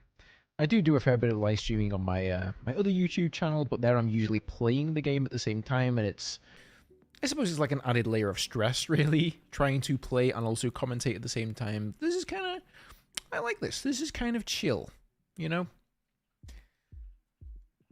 Can someone tell me what the Steam chart current player is for Stormgate, I guess? It's blocked where I am. You know, I haven't checked yet, and I'm probably not going to check until tomorrow, just so I can get like a 24-hour slice to see what it looks like. Okay, was I muted then? No, I wasn't muted. Okay. Good. Can't make the same mistake twice. All right, welcome back, ladies and gentlemen. We have got 2 more series on the way here for the Stormgate Invitational Tournament at the Esports World Cup. Joining me, of course, once again, we have Artosis and Tasteless to talk. Oh, it's like 4K. Okay, that's not too bad. To be honest, I don't really expect too many players in early access, like, at all. Until the game comes out in 1.0, for me, that's like, that's the level. So I'm not expecting anything to explode. And even when the game does come out in full access, I still don't think it's going to explode. I think if it's going to gain popularity, it's going to be a slow burn, and it's going to improve over time. It's hopefully going to gain popularity as it does so. So some people who are kind of expecting it to just be like, oh my god, there's 100,000 players, and that is not going to happen. Let me tell you. Unfortunately, much as I'd love it to. Yeah, you know, a lot of times the builds that are going to really work, you get those out of the way early on, right? You're going to use your very best stuff out of the gates. Now, when you get a rematch, that's the moment that your opponent can do a little bit of tuning of their own and maybe have a little bit of counterplay. And one thing about Theory is he's very good at thinking on his feet. He's very adaptive, and Mana will have to watch out for that. And here they are, Mana going up against Theory once again. As we do previously mention, if you're just tuning in right now, this match already happened in the first round of the upper bracket, and Mana was victorious after a bit of a cheeky Starforge proxy with the Vectors to start things off, and then a longer game on Jagged Moor. But we were talking about Jagged Moor, Dan, and how it kind of plays out. It is one of those maps that if you do survive some of that early aggression, if it's not like just constant air versus air battles in that close air position, it takes a long time to get to your opponent's bases and try and put some pressure on, so you can survive it. I've also noticed, by the way, guys, I don't know if you guys have also noticed this yourselves, but the player age, like the demographics of Stormgate, seems to be a little bit higher. Like, Theory, I believe, is around 30. Mana is a little bit younger, but he's not super young. Like, if you look at a lot of the great StarCraft 2 players right now, they're not like 17 or 18, right? But they're in their sort of early 20s to maybe mid and maximum of late 20s. Even MacSed, the Chinese player in this tournament, he's 36 years old. He's my age, man. So now I'm wondering what have I been doing with my life. I could have been here if competing, but I was like, I'm way too old for this, man. No, probably not. I don't think I have the work ethic to actually play the game enough to get this good. All right, guys, we are going to be going into this game here in a second. Let me mute this one, and we'll switch over to the YouTubes here.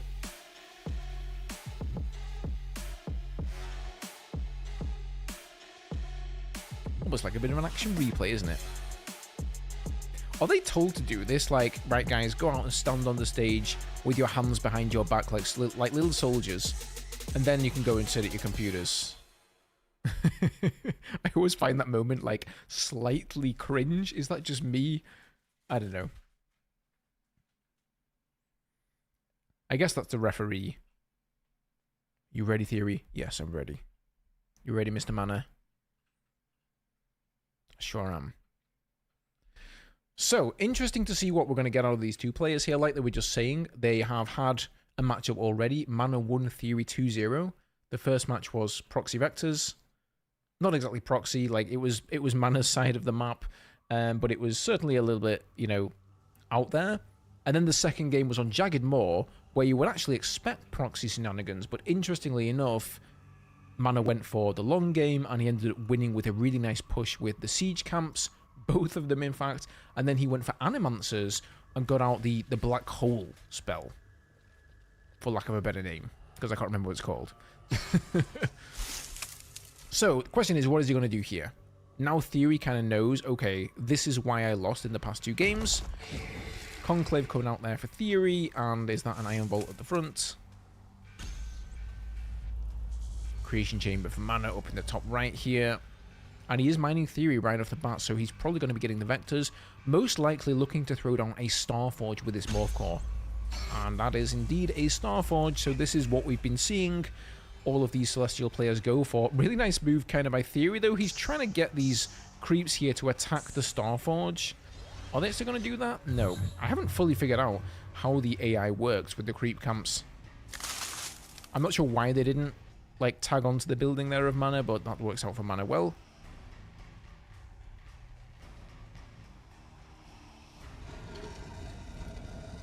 So very, very standard opener here from Theory. A couple of gaunts coming out with the Hexen, and he's going to be creeping around now. Probably making his way down to the health camp, trying to get some fiends out of these creeps. Every Skull of Shedder, which is the little...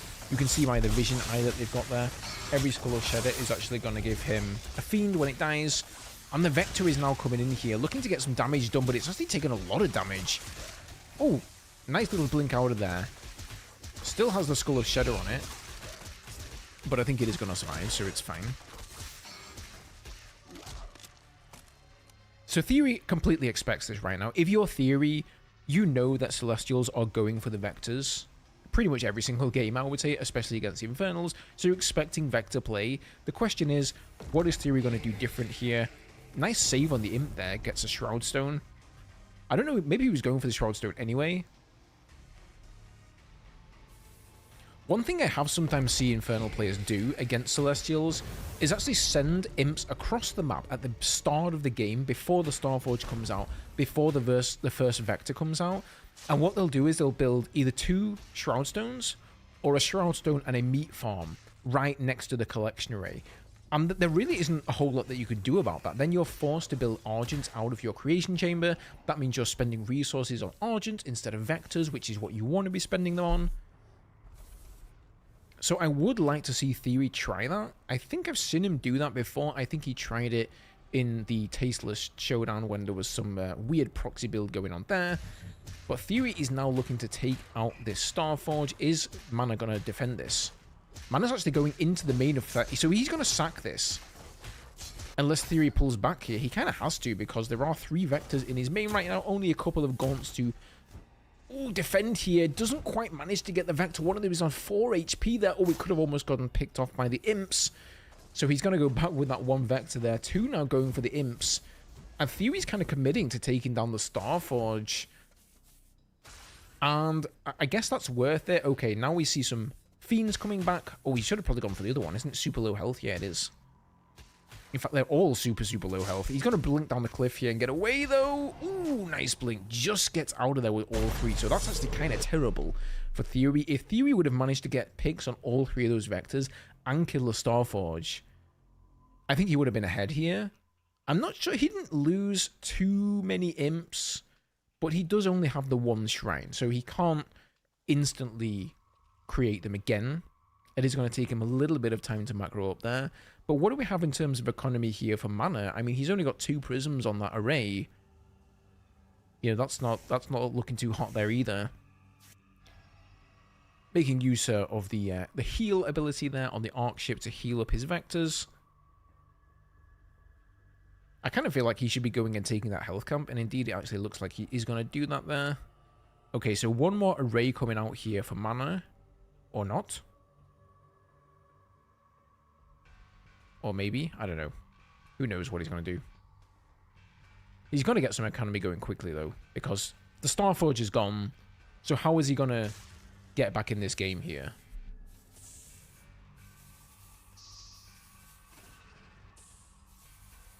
I think he's just going to try to keep these 3 Vectors alive for as long as he can. Use them to keep map control. Use them to constantly contest the towers. Take the creep camps. Get some more economy going. And then you move into something else. You shift into something else. He already won Theory in the long game on Jagged Moor of all maps, so he knows he can win him in a macro game. Okay, he is going for an array down there. But what is the composition going to be here? I honestly don't really know what Mana has in terms of production buildings right now. Okay, 4 vectors. So he has built another one, I believe. And they jump up the cliff there.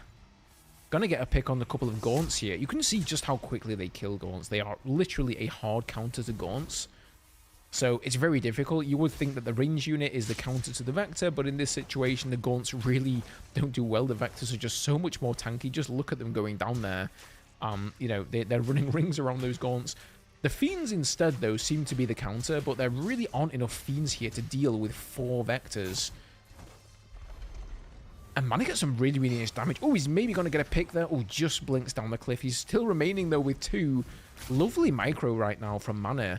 And I think that the extra health pool on these vectors, it actually allows you to micro a little bit more, a little bit longer. And we see some of these great moments coming out. Oh, he doesn't have enough cooldown, though. Oh, a bit of a blunder. He should have gotten down and out of the base faster there. Now it's off cooldown, and he escapes with one of the vectors and that one too.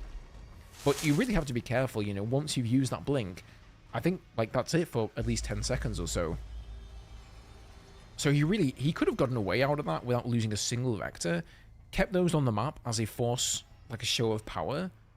But now there's only 2 left, I believe. So creation chambers are now coming out for Mana.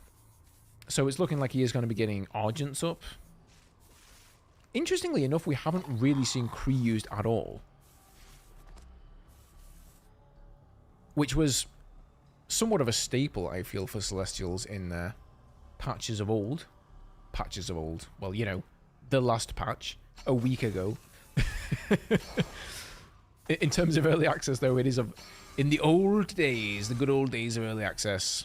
Nice pick there on the Hexen. That is not easily replaceable for Mr. Theory. At least not for cheap. So Mana's actually coming ahead here. If we look at the supplies, he is certainly ahead on that. He hasn't really lost any economy. You know, Theory has lost a number of imps. He's lost a bunch of units. So Mana's definitely looking a lot stronger in this game, I think.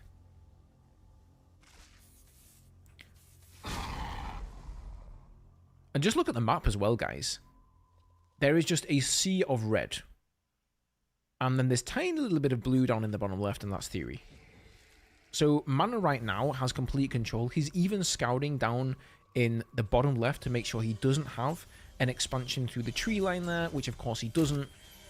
Using the Death Ray there to kill the creep camp. So he has got the Arc Station up and running. We know that much. And here comes some Argents now to sort of tank at the front lines. So this is actually a nice composition. Now it seems that things have shifted from, instead of going Argent Kree, Celestial players are now going for Argent Vector. So those Argents, of course, going to do some really nice heavy damage to those Brutes. Not really good for anything else against the Infernals, though, however, but they are going to tank a decent amount of damage themselves as well. This is maybe a little bit of an overcommitment here from Mana, though. Like, he is at the front door with the Argents. Okay, he manages to keep the Vectors alive there. Maybe he just... I don't know. Maybe he's got bigger balls than I do, but I would have blunk out of there a long time ago.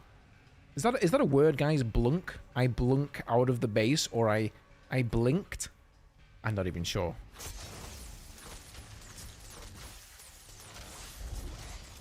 But miraculously there, he actually didn't really take any damage. So I think Theory needs to grab some Weavers. Weavers are actually... Well, Theory is very, very good with the Weavers. He's actually one of the people who has realized their advantages and how good of a unit they can be. Haven't really seen him use them too much in the early access so far. Ooh, the Magmadon is going to come here with a Stomp. No upgrade though, so no stun on that Stomp. But still getting off some really, really nice AoE damage on all of the Argents there. And a second one comes out literally right on time. Gets another Stomp, and all of these Argents look like they are going to get killed here. We have some backup Fiends running in now as well. Oh, the health camp is there, though, so maybe they managed to survive.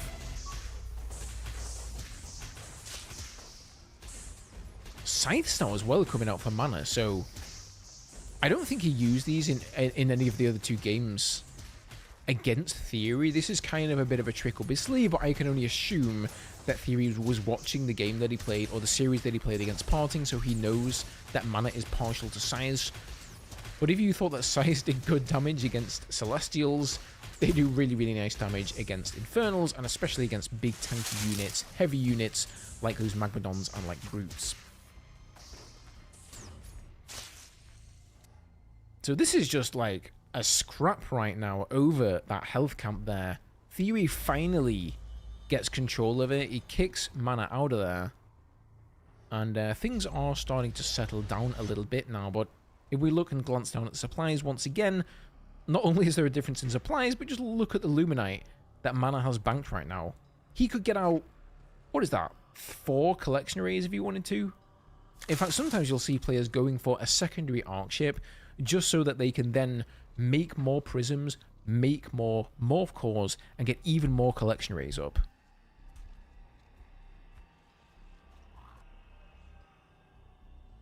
Blunk will be a Gen Z word in a week or so, though. I don't know. Have you never said that, though? Like, when you... I'm not talking StarCraft here, but, like, if you actually blink, like, with your eyes. Have you never said, I blunk? I don't know. Regardless, nice pick there on the Scythe by Theory. Did Mana really just go for the 1 Scythe? Maybe he just had a Starforge down. He got the Arc Station for another reason, and they just decided, okay, let's just get out of Scythe, see what this thing could do. Big push now coming into the 3rd, though, so Mana is going to be denying this. Unless Theory comes in here with a big charge, he really does want to be careful of the Magmadon. The charge is coming through here. I feel like maybe Magmadon stun would be great against the Vectors. It's actually getting some pretty nice AoE damage there on the Vectors, and all of the Vectors have gone down. So now we only have Argents to defend, not a position that you want to be in as a Celestial player. You do not want to be running Argents only, well, unless you're Parting, I guess, but he seems to somehow make it work. I can't make it work. Whenever I have Argents only and it's this stage of the game, I get completely overrun by the tier 2 units of the Infernals. You know, Hellborn, Magmadons, Weavers, they're just too good. Okay, he is going to reinforce here with more Vectors.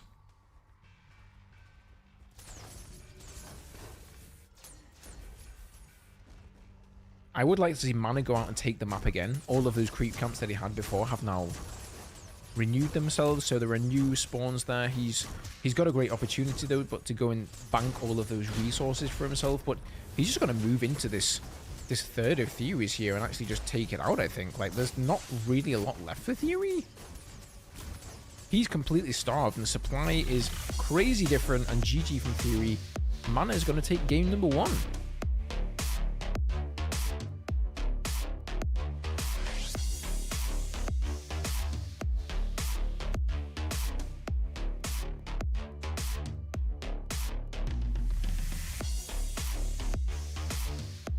That's okay, Zach. You don't have to be on my side, man. I'm happy to be corrected. I'm not sure I've ever said it either. But I'm asking, you know, retroactively.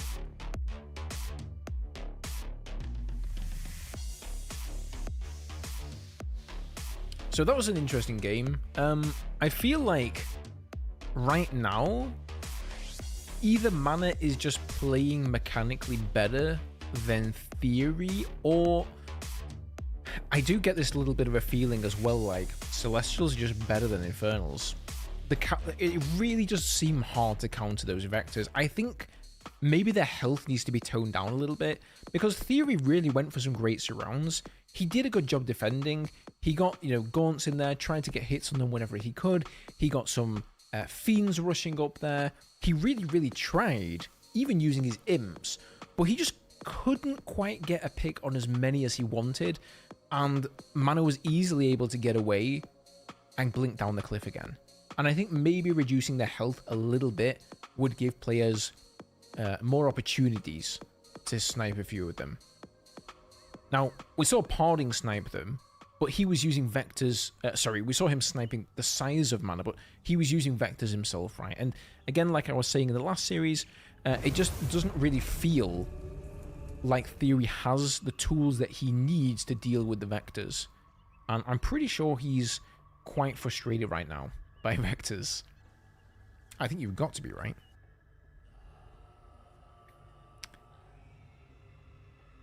So we are moving on to Lost Hope here. Much larger map than Broken Crown. Conclave, Iron Vault coming out of Theory here, so very standard once again. I'm sort of wondering, like, what would happen if he just went for some double Iron Vault Brute Rush across the map. Maybe he splits the Brutes, gets a bunch of Fiends out. That's something we haven't really seen a lot here. The Fiend run-bys into bases, you know, sniping the collection arrays, sniping production buildings. We used to see that sort of thing all the time in some of the older patches for Stormgate. I haven't really seen that play a lot. Fiends were nerfed, and they now instead get an upgrade, or the Brutes can get an upgrade where it increases their attack speed and also their movement speed when the Brutes split for like 10 seconds or so, but players don't seem to have been utilizing those upgrades very much, and in fact in the first patch they buffed those upgrades ever so slightly, so maybe that's a way out, but I guess Theory and most of the Infernal players just feel that the Fiends just aren't strong enough early game. They're not worth the resources to split like 5 or 6 Brutes and just do a run by. In any case, the collection arrays can of course lift off, and the Fiends can't attack prisms, so that's also, you know, kind of a difficult thing to harass for him. The only thing he could really get a snipe on is like a creation chamber, maybe power banks, but then you've also got Sovereign's Watch to deal with, so, you know, I don't know. What would you guys do if you were Theory? He really does feel like he's kind of stuck between a rock and a hard place. You know, I feel like Poning dealt well with mana, especially in the second game on this exact map, by getting an unsuspected rush going in there, going for the Argents through the tree lines. However, in this game we actually have cross spawns, so there is a very, very long walking distance. You'll also notice on this map there is a bunch of Therium there in the middle. So whoever is manages to stake a claim and keep it alive can potentially benefit massively from that.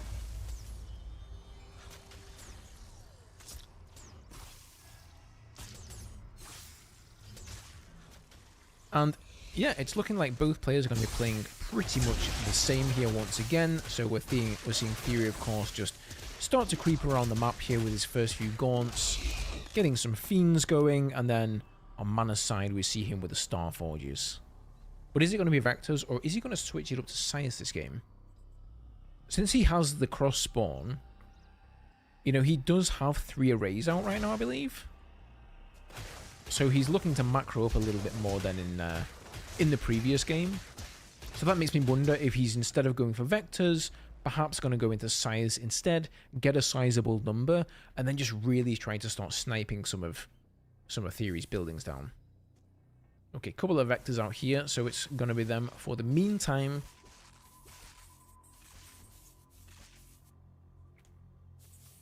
Vectors, of course, also having a massive advantage on maps like this because, like I already said, you know, these maps are just that big. The Vectors are just zooming around if he goes into Scythe. He's also got the mobility there. Meanwhile, once again, what does Theory have? Very, very slow-moving units. Unless he wants to go and just, you know, put a bunch of Fiends out on the map, which, you know, really by themselves, they're not much of a counter to the Vectors. The Vectors can just out-micro them. They need to stay with the army, so he doesn't really have the means to get out on the map as much. Although in saying that, if you look at the map right now, it's all blue. So I guess he's done a fantastic job of splitting up his army here. He may actually be getting a really nice wraparound on a couple of those Argents there. If he manages to kill those, they're sort of like the meat shield. Maybe he has enough Brutes here that he could just insta-split those Brutes and then get a nice surround on the Vectors. He's going to get a snipe on this on the low ground, though. There's no two ways about it. There's not really a lot here for mana. He does have a link node up on the high ground, and that has now been power surged as well, so I'm not quite sure if Theory has the firepower to push up that cliff there, or up the ramp, I should say. I don't think so, but he's probably going to just... Oh, nice Fiend run by there on the collection array, in fact. There's just a single Fiend just hacking away at that array. It's already done more than half of its damage. Arrays don't really have that much health. But just like I said, man, here comes the Sovereign's Watch, and it's probably going to be enough, I think, to shut down that attack there. But that array is pretty low. So he could go with a secondary run by and maybe snipe that before Mana manages to react.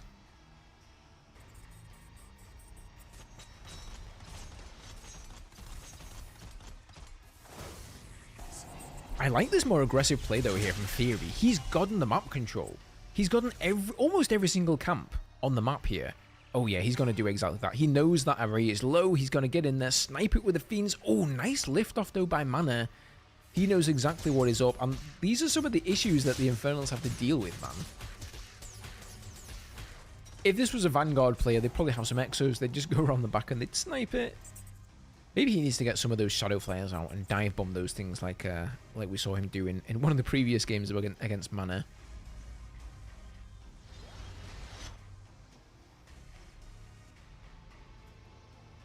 Okay, Shrine is upgrading here for Theory, so he is going to fall back across the map and he's going to go up to tier 2.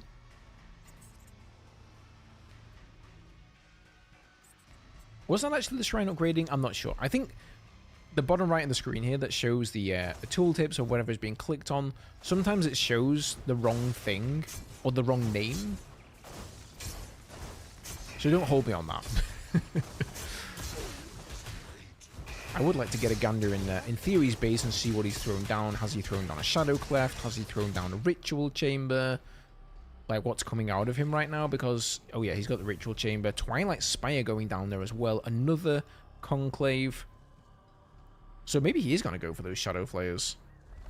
I can't imagine Spriggans are going to be that great against the Celestials. And the Hellforge as well. So he's going to be backing his army up here with Hellborn, getting some siege damage. And I think it's precisely to take out this position here, right? Mana is just so focused. In fact, it begs the question, why doesn't Theory go through the trees? Just like we saw Poning do to Mana in game number 2 there. Those trees are completely undefended. He could easily get in there with a bunch of Fiends, at least cause the array to lift off. But Mana now coming in with a counterattack of his own with the Vectors. Oh, he's going to get a nice snipe on this array here. In fact, I didn't even realize that Mana had that array, but that one is going to go down. What's going to happen with the Vectors here? They're going to get a fair few kills on some of the Imps. 1 Imp goes down, 2 Imps go down, 3 Imps go down. Oh, blink down to the next. 4, 5. Fiend's coming out here at the last second, and the blink is on cooldown. So he isn't going to be able to get out of there, and he's somewhat trapped at the moment. Got to lose 1 more Vector. Can he get out of there with a blink? It must be off of cooldown now. He blinks away, and is that going to be enough to save this poor lonely Vector? 19, 7 health, 4 health, 1 health, and it's dead. So he got 5 Imps there. That was not worth it, in my opinion, for those Vectors. Those are now dead. So that was pretty nice defending there by Theory. And for the first time, I believe, we have now seen Theory come out ahead in supply. However, the Animancers are coming out here for Mana.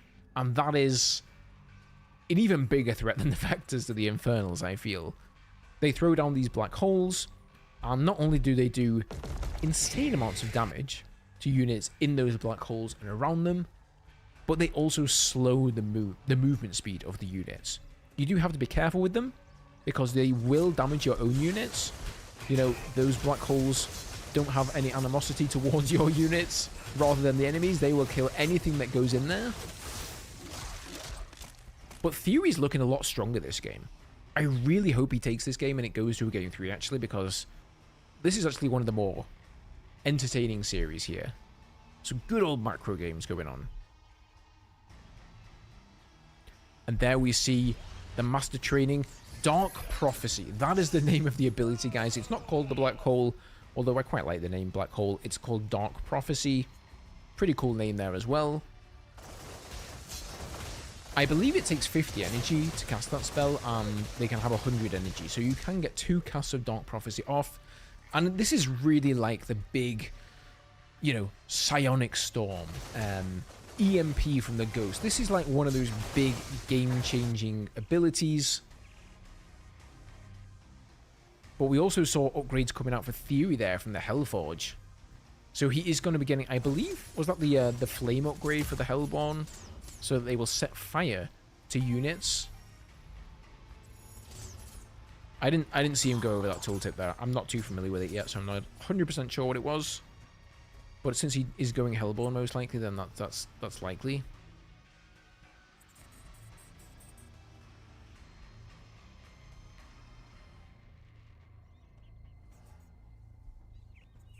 Look at all of those surged buildings there.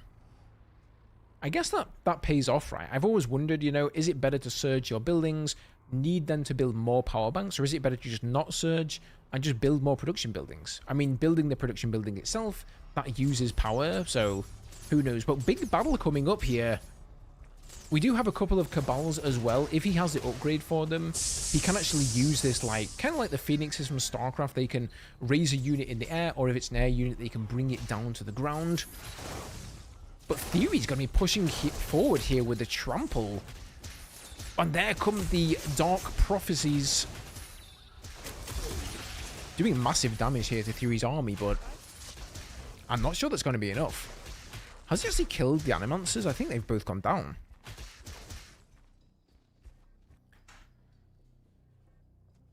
Oh, one more Animancer coming out here. Does it have enough for a Dark Prophecy? It does. It goes straight on top of those gaunts. Just look at the damage that thing does. It does more damage the closer you are to the middle there. But, you know, sometimes, like Theory decided to do there, instead of running away and just eating the damage and most likely dying in the process, sometimes it's better just to stay put and just do as much damage as you can there. Oh, massive black hole again. I'm just going to call it black hole, guys. Don't worry about it. And this has really turned the tide for mana.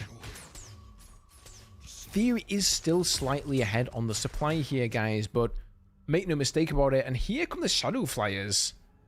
Gonna be sniping off this collection array. I love this from Theory, man. Boom. Wait, how many was that? There's 4 left. Is he gonna go for the Prism? Nope, he's gonna go for another collection array. How much damage will these do? Well, is this enough to one-shot one? Wait, where's he going? Oh my god! That is insane! 4 Shadow Flyers. One-shots an array. Okay, any Infernal players out there, you need to be using this. That is such an... If you think about how much skill that takes just to pump out 4 Shadow Flyers, and bear in mind you build them 2 at a time now, just like Gaunts, you can just fly across the map and snipe arrays like that. That actually could be the thing that turns the tide in this. That's 450, that's 900 Luminite. Not to mention the fact that mana is now not mining as much. But the army is still pretty strong here. We've got 3 Animancers. And most likely full energy. Oh, big Dark Prophecy going down there. And another one. And that spell is absolutely incredible. The God Rays come down as well for Theory, replenishing his energy. Making it, sorry, for mana, I should say. He's also making a great use of the trees there. Before that Magwadon decided to trample it all down. Oh, the dragon is out. Flayed Dragon is here. It's going to breathe over that entire army. And as soon as some of those units start to die, you're going to see Fiends popping out left, right, and center. Just look at the amount of Fiends that is happening here. So the Flayed Dragon, they have a passive where whenever they infect a target, you actually get 2 Fiends for each target that dies instead of 1. Nice Dark Prophecy, though, from Mana coming in here. Getting some of those Fiends, that is a pretty nice counter to them. They're just so small, they have so little health. And Mana is kind of back in a bit of a defensive position here. I think he really wanted to move out, you know, after taking those losses, having the arrays be sniped off there. Animancer is going to go down. I think he wanted to move out and do some damage to Theory's base, but he's actually just been pushed back across the map. The Flayed Dragon is still alive. Yeah, there you can see the parasitic soul, I think it was. Dude, these Dark Prophecies, they are so good. And I'm actually really happy that we're seeing such usage out of Mana here. He's putting on one hell of a game. Both these guys are putting on one hell of a game, in fact. But look at the suppliers, guys. All of a sudden, uh-oh, what has happened? It feels like they've kind of been trading somewhat equally. A lot of Dark Prophecies going down on Theory's army. You know, a lot of snipes as well on Mana's army. Big breaths there. A lot of Fiends coming out. Many of those Argents going down. But then you look at the supply, that's the beauty of the Infernals. Theory has pretty much just instantly rebuilt his army, and he's double the supply now of Mana. So unless something goes really, really, really wrong for Theory, we are probably going to be going on to a game number 3, but, you know, anything could happen. And Theory is going to be taking over that Therium there in the middle, getting down a shrine. I would say, you know, Infernals are probably the worst race to actually get that Therium, because you do have to build a shrine there. Look at all the imps here. Armies of worker imps coming in to harvest this. And it looks like Theory's kind of starved for Therium. He's only got 100. Meanwhile, Mana's at like around 700, so he's looking pretty good.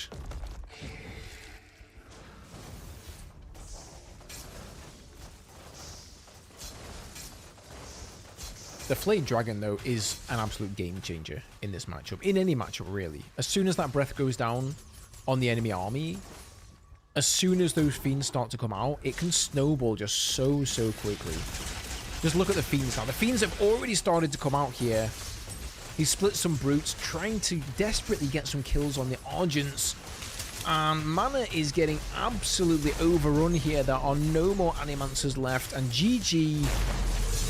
Theory is going to take game number 2. That was an absolutely incredible game there. Well played, Theory.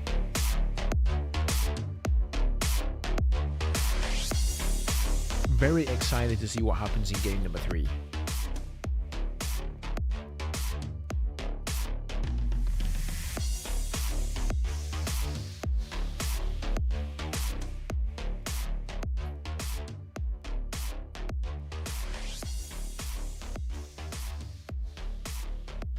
See, Mana's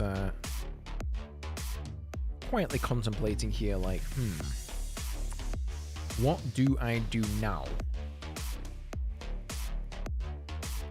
You know, I think Theory really showed that he held off the Vector play much better that game than he has in any of the previous games. He really shut it down. I feel like, you know, maybe Mana took some trays there with the Vectors. He should have gotten out there earlier. He was maybe a little bit too aggressive. Once Theory shut that down, once he managed to get onto that, I would say mid-game tech. The second that the Magmadons came out, that was really a game changer. Bless you. And of course, ultimately, once he got that big late game armor in the Flayed Dragon, that was really the thing that tipped the balance.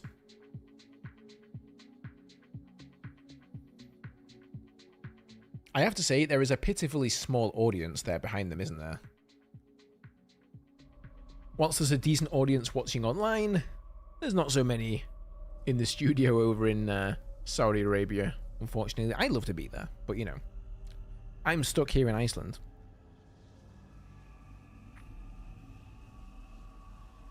But this is a very interesting map, guys. Jagged Moor. We all know Jagged Moor. One of the weirdest maps, I think. One of the most experimental maps, let's say, in Stormgate. And as we know, Frost Giant are kind of trying out everything. Close by air spawns. So, are we going to see Scythes out of Mana? Maybe. But where is this Morph Core going?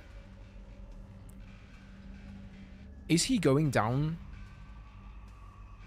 to the siege camp, or is he simply okay?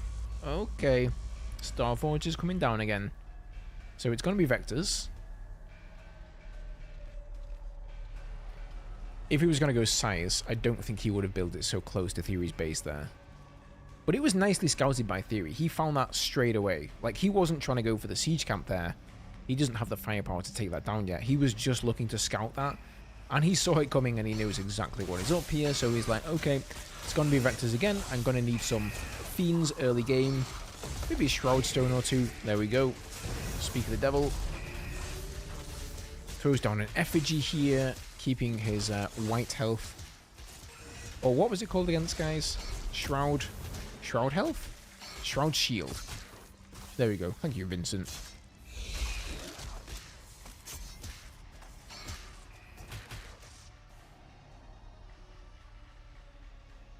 So that first Vector is going to get rebuffed there.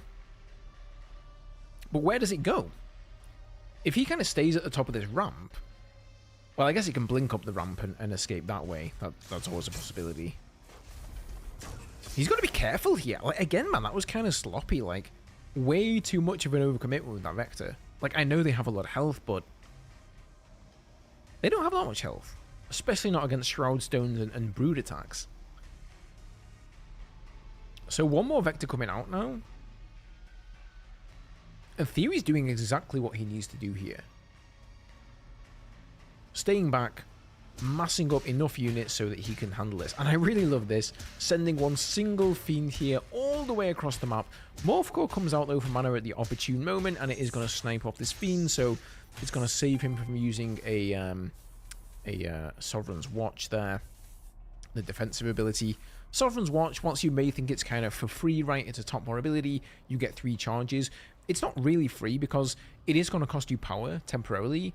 And if you don't have enough power, so that means you either need to build a power bank. As you can see right now, mana is yellow power. So if he uses an ability, that's going to put him in the red. That means buildings build slower, units build slower, or he's going to have to build a power bank and spend more Luminite on doing that.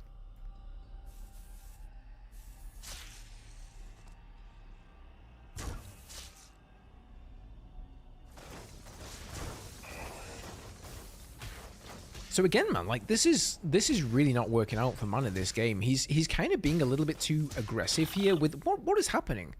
Like his micro in all of the other games I've seen him play with the Vectors has been so much better. Sometimes keeping the Vectors alive on 1 or 2 HP. But I really feel like he's being far too aggressive considering that he only has a couple of Vectors and what Theory has. I think that's 3 Vectors now that we've seen go down. A Theory is going to do just what he did last game. He's going to move out and he's going to start to take that map control. And remember, guys, this time we have siege camps. So once they get armies that are big enough and bad enough to kill that level 3 siege camp, we could well see Theory go for that as well. Now he's moving up to the speed camp, denying mana of all of these resources on his side of the map. You truly hate this map, Cosmic Beard? Yeah. I think we've all been there. I don't mind it so much. It's kind of a different map, you know. It opens up possibilities for some interesting, let's call it, strategies, but it's probably not one of the better maps in the game. So I don't know what learnings Frost Giant are going to take away from this. That's true, it is incredibly cramped there, but at least there's only one way, except for the air, there's only really one way into your main and one way out. But Theory's looking pretty good here, man. Are there no Vectors alive? There's only one Argent at the moment. The Spark nodes gets up there, surge now in the nick of time, so when you surge those, I believe they fire 25% faster. Sovereign's Watch just absolutely paying for itself here on the Arc ship, though. The range of that thing is just really quite something, isn't it? But Theory is up in the main, and another Sovereign's Watch has to go down, so like that's maybe going to be enough to defend this. Sovereign's Watch now does a little bit more damage than it did before. They reduce the duration of it, but they increase the damage, so as a defensive spell, it's actually, I would say, probably better than it was. But look now, mana is in the red, man. And he's probably used all 3 charges. He doesn't have anything left. So you might say, okay, he's defended this. But at what cost? Okay, he's back in the yellow. Probably had to build a power bank to do that. Meanwhile, Theory's got his expansion up and running. He's ahead in supply.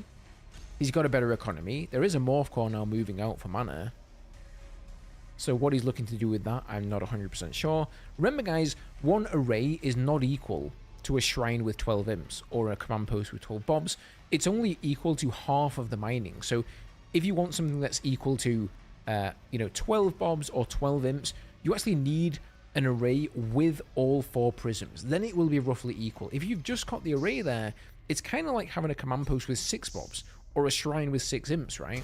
So you can't just look at the bases always and say, okay, they're 2 base each. Right now, Theory is definitely ahead on Econ.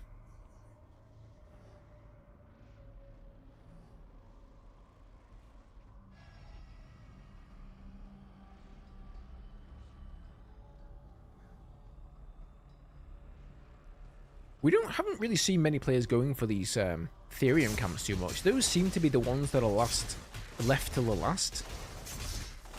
Just like the Luminite towers, they all level 2, these ones, so you do need like a slightly bigger army to take these down than you do, like, let's say, the health camps or the energy camps.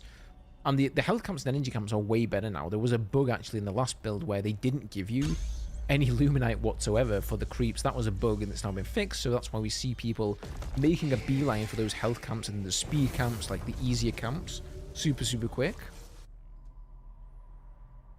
Third shrine is now coming down, and whilst that is really predominantly for the Therium, it's going to allow him to just produce so many imps so quickly here. Hellforge coming down again, Twilight Spire coming down again, and we know exactly what that is there for. Is it going to be a Harbinger drop? No, most likely not. Demon Hoof Tremors are coming down now for the Magmadons. No, I think it's more likely that we're going to see Shadow Flayers again out of Theory here. He is now moving. Nope, take it back. Okay, I thought he was maybe going for the Siege Camp. I guess he's decided better of it. Maybe he doesn't have quite a big enough army, but he knows he's ahead right now. He's come out on top. He's shut down the Vector harassment, and he has a better economy. He's teching up here, and this is looking pretty bad for mana. However, like you're saying in chat, Cosmic Beard, this map does have a lot of choke points, and that is really nice for the Black Holes.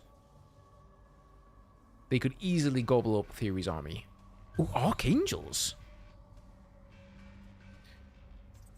What a feast we have here, guys. Seeing all of the tier... I think Mana is the only guy to get out all of the Celestial units. I think the only thing we've not seen is like Kree, maybe the Scanners. Scanners don't really see much of a play. They're kind of like the observers for the Celestials, but nobody really seems to bother getting them. I suppose there are so many creep camps on the map that you don't really need additional points of vision. Like, taking map advantage is just a better idea. Okay, so these Archangels, they can attack air, they can land, and they can attack ground with a hammer.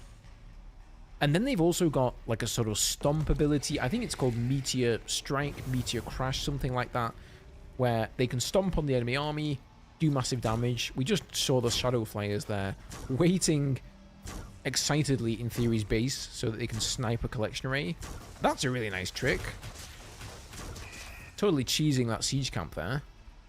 Not losing any units whatsoever, really.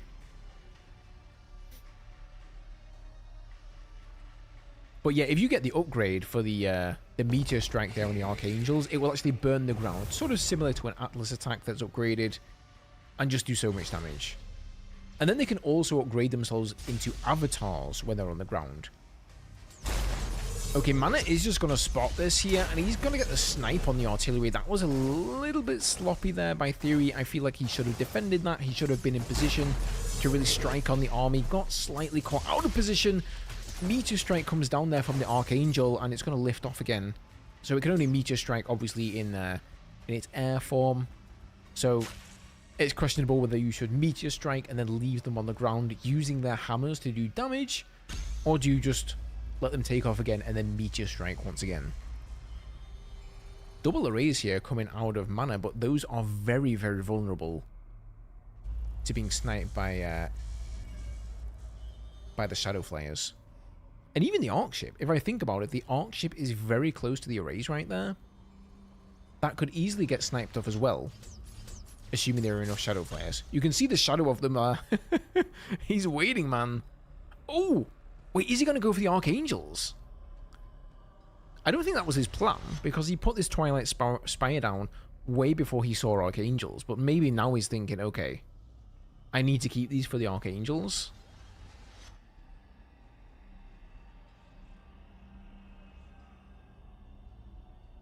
just getting a little bit of a scout here over the map, making sure there's nothing going on the western side. I do think, you know, as much flack as this map gets, I kind of like the overall idea, like close by air, but then there's a really long way around the edge. It takes forever for your army to get to the other side. It's probably similar to Lost Hope cross spawns, honestly. Okay, he's going to go for the array here. And just look at that. Like, there really is no defense against that. I think Theory's kind of found the golden ticket, almost, to, you know, wrecking Mana's economy here. And that has got to be frustrating for Mana.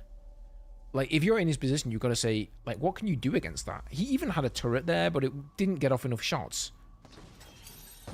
Oh, okay, okay. If you don't dive bomb them, they'll only do roughly half the damage. But they do damage over time as well when they attack air targets like that. So they do some initial damage and then some damage over time. Oh no, I may have that wrong, sorry. I think not damage over time, but they take more damage from units for a few seconds. So that's going to kind of be a non-factor there, but he's sending some more Shadow Flyers out across the map there. He wants to finish that collection array. But nevertheless, you know, Mana still had to... Oh, look at that. Even 2 of them, maybe. 2 or 3 of them is almost enough to get that down. Like, Mana still had to lift that array off, right? It takes time to land the array again. No meter crash this time. The Archangels are getting stuck mid-animation, though, from the Stomp. And they've all used their Avatar ability now, gaining a ranged attack that kind of travels in a line. I'm not sure they're that great alone, though. These Gaunts have to be careful, though. If he meter strikes all of those Gaunts, they're just going to die. Every single one of them.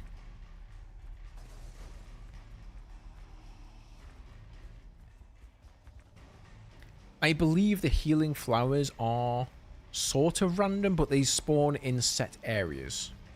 Could be wrong on that. They may be exact set spawns. I think they used to be, but it may have been changed. They didn't used to be on this map, honestly, but they've been introduced to pretty much every map, I feel, now.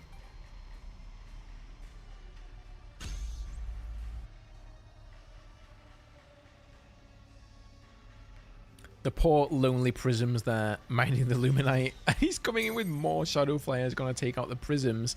This is just such a cheap tactic, but it's so easy. This is kind of one of the problems also I have with it. I mean, hats off to Theory using it. It's really, really effective. It's just a little bit too easy, you know, for how hard is it to defend against Shadow Flyers like that? How can you even defend against them? I think you just have to have a massive air army in the way to possibly snipe them out of the sky. Maybe 3 turrets around each of your collection arrays, but barring that, there really feels like there is nothing that you can do. Like, look at these. He's going to go and snipe more of the economy here. Okay, no array there. Goes over to the next one. We've got some prisms. No array here. He's going to go straight into the prisms. He's just going to completely shut down the econ. Okay, he does manage to kill a couple of them there. But, you know, they were hovering around those link nodes for quite some time. Mana does not have bad static D here. He's got a few turrets all over the place. And just look at Mana's Luminite income right now. And then compare it to Theory's Luminite income. Just look how slow his Luminite is going up there. It's going up in increments of 5, which means he's probably just got like 1 collection array. Or, yeah, he's got 1 prism there. Nothing there. And 1 there. He's got 2 prisms. And he's now starved of energy. Oof, spending 300 Luminite on batteries or power banks. That has got to be rough. Theory is massively ahead in supply as well. He has played this game just incredibly well, but hold on a minute. Archangel's now coming down on top of those Gaunts, and every single Gaunt dies. Well, half the Gaunts die. There is an Animancer as well. No Black Hole has come out as of yet, so maybe it doesn't quite have the damage. It does get picked off, however, and I'm sorry to say, these Archangels, they are not going to be enough. They try and run away, but they're going to get sniped down here. Spriggan's coming in as well. GG, well played. Theory is going to take this series.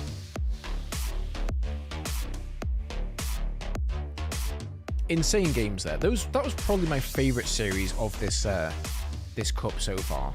Really, really good games. They're really enjoyable.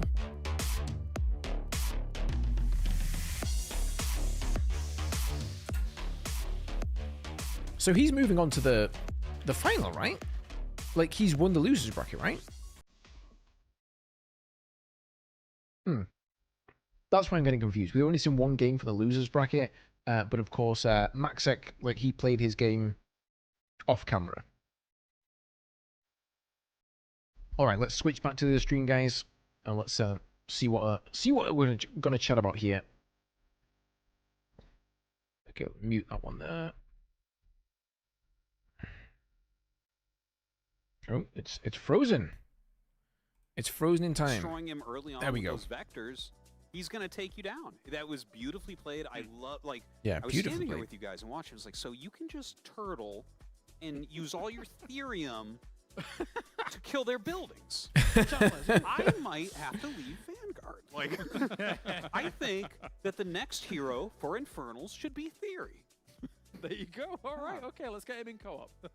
I gotta say, really cool to see there is sort of a solution there. You gotta lean into the turtling play, lean into defending. It's not about trying to get into a yeah, fight the nerfs are really showing about big in this trying to tournament, rush dude. them Like, and you stop can them. see if you Hard watch the Tasteless Showdown how things have really evolved. Like, the meta's just completely evolved. The Morph Core rushes, of course, are gone. A lot of the proxying has gone. But it's really cool just to see the players, like, figuring this out live. You can see the evolution from game to game. You know, Theory played against Mana,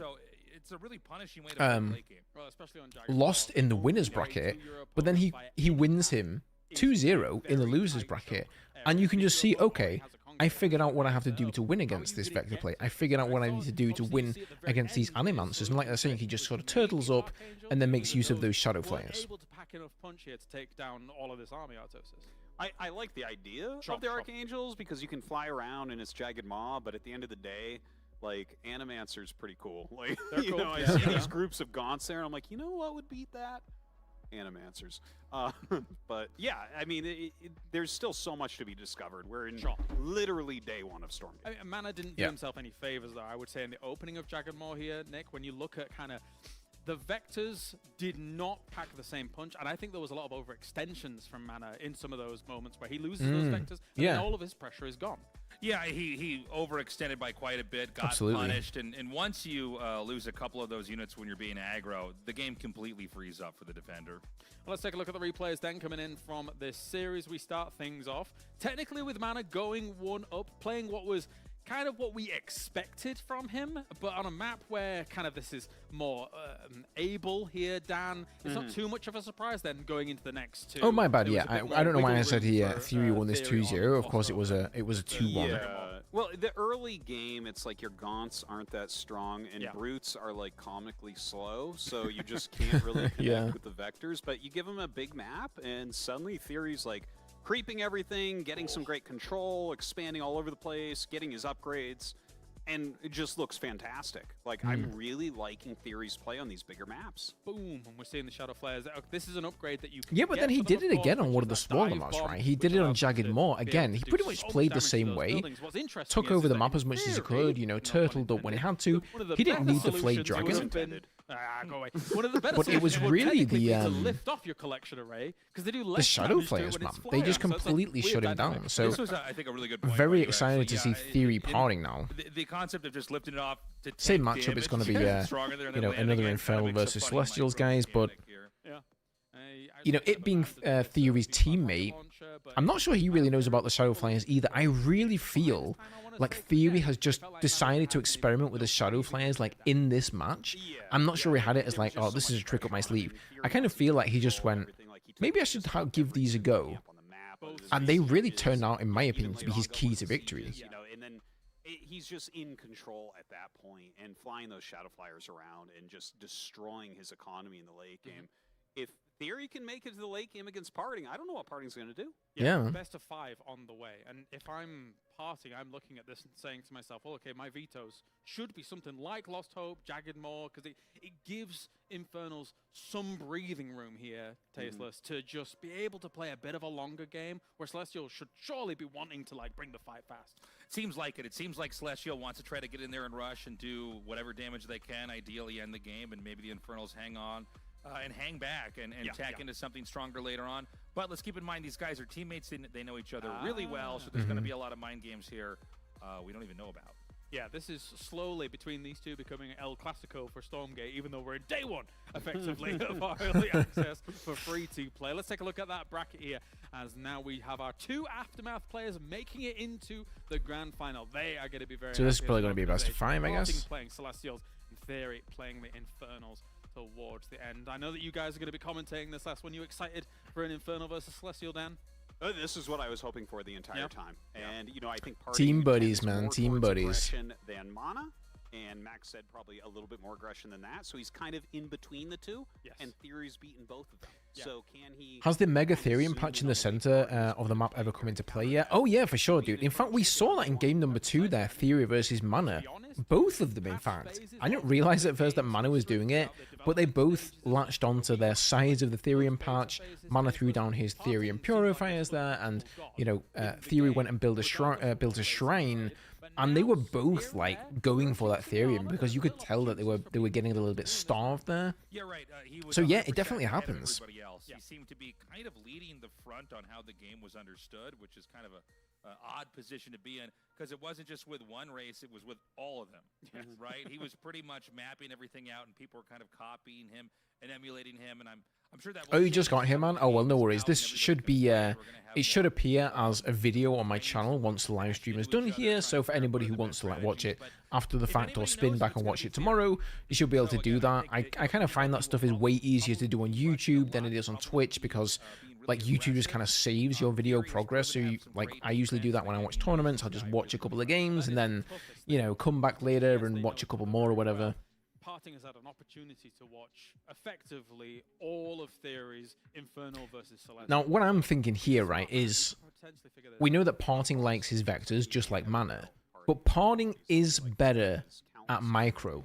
So once I felt like Mana was maybe a little bit shaken in game 3 there. Like, he really did some fantastic vector micro in game number 1, you know, and then in game number 2, he lost. And then game number 3, it was like he was just losing vectors that he really shouldn't have lost, even for him.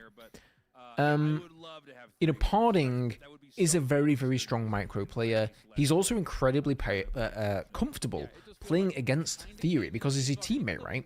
And so is Theory, though, at the same time. But I definitely feel out of the two that Poning is the more micro-heavy player, the more aggressive player. So is Theory going to be able to withstand whatever Poning goes for here? The same kind of vector play. I mean, Theory's just had a lot of training, essentially, now against Mana in dealing with that.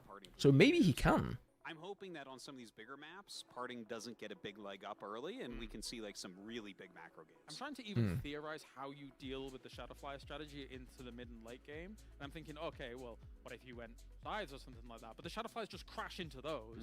Yeah. What do you kind of? It doesn't seem like they get shot down very quickly either. Yeah, I really don't think there is an answer to the Shadowflyers. Get the job done. So I don't know. I mean, maybe we'll see in this game. I think Dive Bomb is going to get a... I'm calling it now, guys. Like, write this in your calendars. Next balance patch for Stormgate, Dive Bomb for Shadowflyers is getting a nerf. In fact, I'm surprised it's been this long. We are ready for it. So, guys, thank you very much for joining me. Are we ready? Stay tuned. We are ready for our grand finals in just a moment. A best of 5 Aftermath versus Aftermath. Best of 5, okay. Theory. So they're going to do a little break here, I think. Yeah, man, I really don't know what the counter to those Shadowflyers is. As soon as I saw that in the early access patch notes, went in a game, tried it out for myself, I thought it was incredibly powerful, and it surprises me that we've only just now seen an Infernal player using it. Like, this is definitely going to become... If people haven't been doing it, maybe I just haven't been watching enough replays and stuff, but personally, I haven't seen it. I've watched a lot of the stuff from the Alpha Navigators Cup and all of that. Not really seen anybody making use of them until Theory now, so probably tomorrow you're going to see a lot of people using this on the ladder, and it could well get very, very frustrating to deal with. Like, I'm just trying to put myself in Mana's position here. Even as a Vanguard player, like, I don't think it matters that you have a sentry turret up, whatever kind of turret you've got. It just isn't going to be able to output the DPS it needs to kill the Shadowflyers before they leap on that building. It's just such a quick animation. You know, but that being said, maybe the arrays are a little bit lower on health. They've also, like, they've nerfed the arrays' health. They've nerfed the health of the prisms as well to make things easier to snipe for the Celestials. Whereas, you know, if you want to do the same thing against Vanguard, you actually have to snipe the command post, which has a lot of HP. Same thing for the Shrines. So maybe it's only good against Celestials here.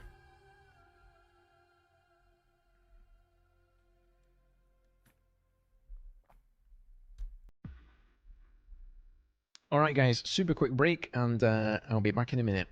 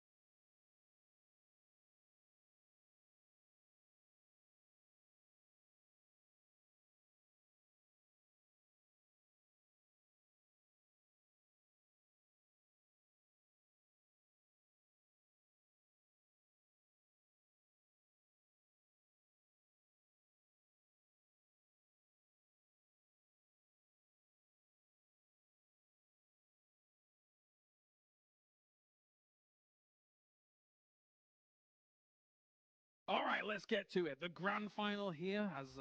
I'm maybe a little bit too excited because it is like day one. We get to finally cover the new RTS in Stormgate, and we have got ourselves Infernal versus Celestial for this grand final. Best of 5, do bear in mind. Joining me, ZG as well as Roddy, who've been able to cast all of the games that have been going on so far. And we don't have a Celestial versus Celestial mirror. That's kind of a win in itself. But hey, Theory's been making Infernal look great, ZG. He does make it look good when he gets to the prime position. Yes, but the problem is that he has the same struggles as a lot of people when it comes to being harassed early on.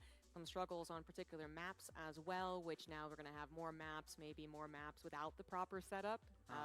Yeah, he's still in it for a very problematic finals, but it's going to be interesting. They do practice with each other quite a bit, apparently, so I'm sure that they know each other's quirks, and there's going to be some mind games and meta games going on. Yeah, I was theorizing with the boys, Roddy, like which map as parting you would ban. And I was saying, like, maybe you do take away Lost Hope or Jagged more, considering they're big maps that gives the Infernal an opportunity to potentially get further in. What do you think? Yeah, I don't think it's just the fact that the map is big, because maybe that could help the Infernal player, but I think the first health camp is incredibly useful. Because those vectors, obviously, they don't regen if they don't have a health camp, but if you have a... Alright guys, I am back. You just get a couple of shots off, walk your units back. I think the health camp really is the ultimate... Kind of surprised they had completely such a short break there. Fine. I don't know. I share the excitement. It's so fun because you watch a couple of games. I guess Theory just said, hey man, let's go. I'm ready to go.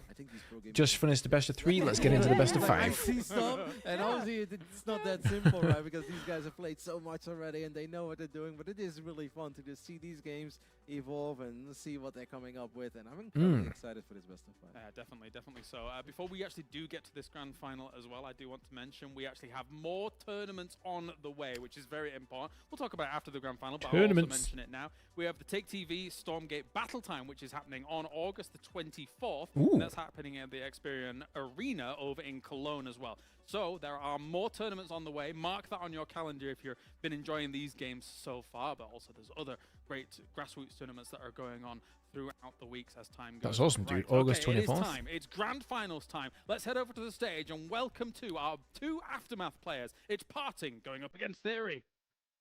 All right, let's go. Switch over to the a YouTube stream, guys.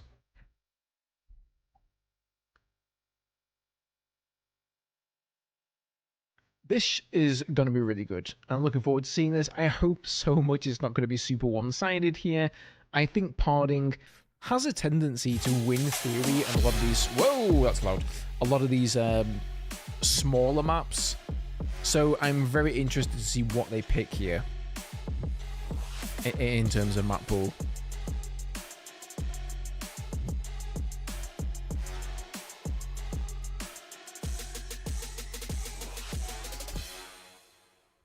They've got to both be happy to be in the final, though, haven't they? Teammates and all that.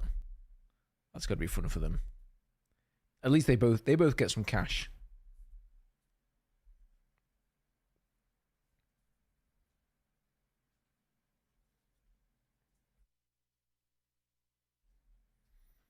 Ooh, nice looking trophy there, man.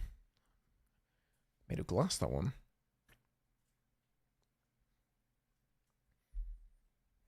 Hopefully we're going to see an interview as well with Poning or Theory or whoever wins.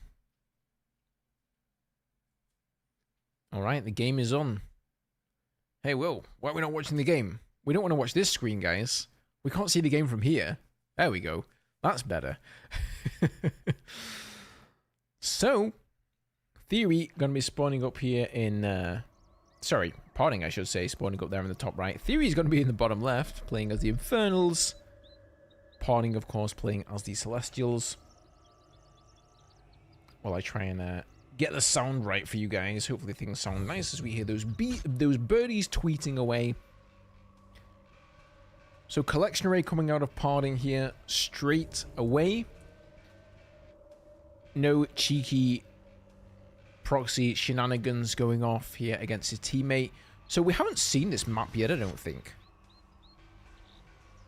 This is Titan's Causeway, I believe it is called. Probably the map I've seen casted the least of Stormgate. This has been one of those maps that has sort of been under iteration. It's been put in rotation, it's been taken out of rotation on the ladder, and then it's been put in back again as it had some changes. You do have that central Luminite tower there, just the one on this map, and it's surrounded by trees. So if you want to go and capture it, you do need to get in there with a worker or like a morph core or something that can destroy the trees. And just like we saw Poning do in previous series, he does like to do this. He uses his Sovereign's Watch there to take down some of those creeps on the health camp. Theory going to be doing the same thing here. Conclave, Iron Vault, very, very standard opener here for the Infernals. I really like the Sim City from him here as well. You know, building that the meat farm there. I couldn't remember the name for it. The meat farm and the Iron Vault there to make a sort of wall in on the health camp. So if he needs to, he can fall back into that health camp and make it a sort of defensive position where he can hopefully hold off any sort of attack coming from Poning. So the Morph Core is going to be coming out here. Sorry, not the Morph Core, rather the Arc Ship. Where is he headed with this thing?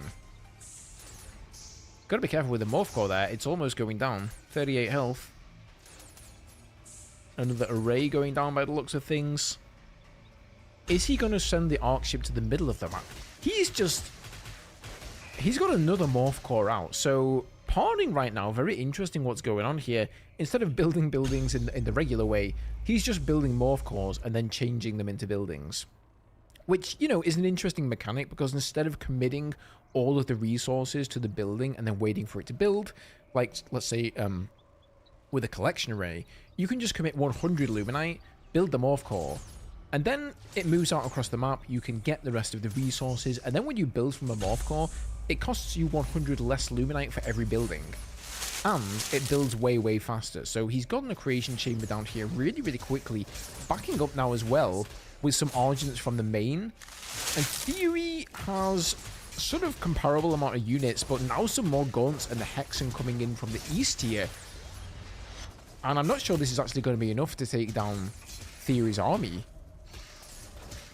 Are we going to have to see a Sovereign's Watch come down on the Arc Ship? bit of a scrap here in the south of the map. Theory really, really wants to get in here. He wants to shut this down as soon as he can. He does not want Poning to get this foothold. It looks like he's gonna have to back off that. I guess he doesn't think he has quite enough. But these Argents are super, super low on energy. The battery, or sorry, the power bank there has completely finished its energy as well. There is one more thing in on the left which has 50 energy, so that can top them off there a little bit. But Argents without any energy, they're pretty crap. They really don't do good damage against anything, really. Argents do heavy damage, or a bonus damage, I should say, against heavy armored units, such as brutes.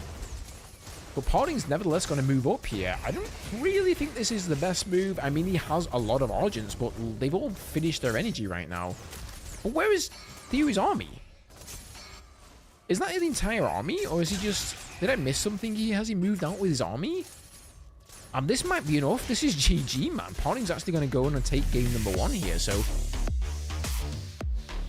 I feel like I need a replay of that game. Like, where did Theory's army go there? Did it just move back to his natural and just die to the attack there? I felt like some of it was up towards the north. But I suppose not.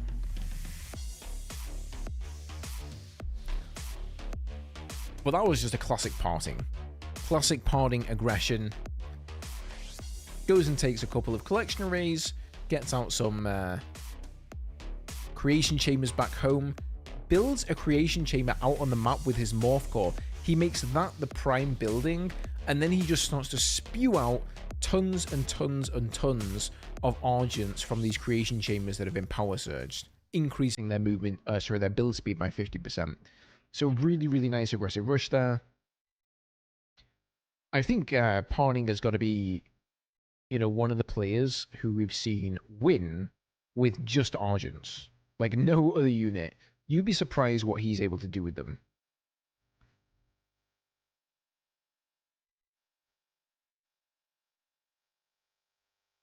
So let's see if they're going to go straight into game number 2 here.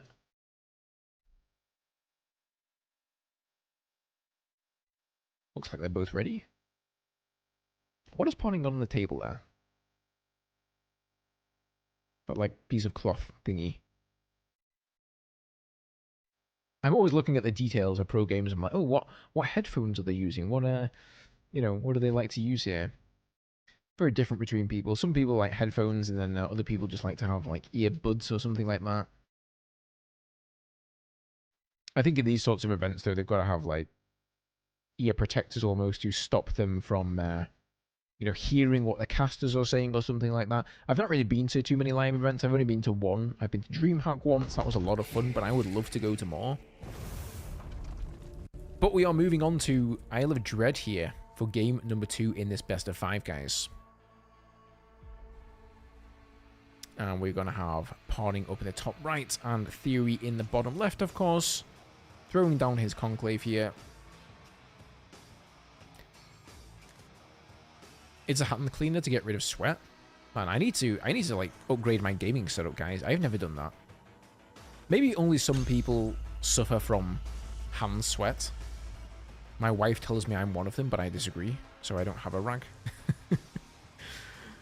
It's probably not to wipe his brow, right? I mean, it's not that hard to sit and play games, I don't think. But we do see a collection array there going down for Poning, so...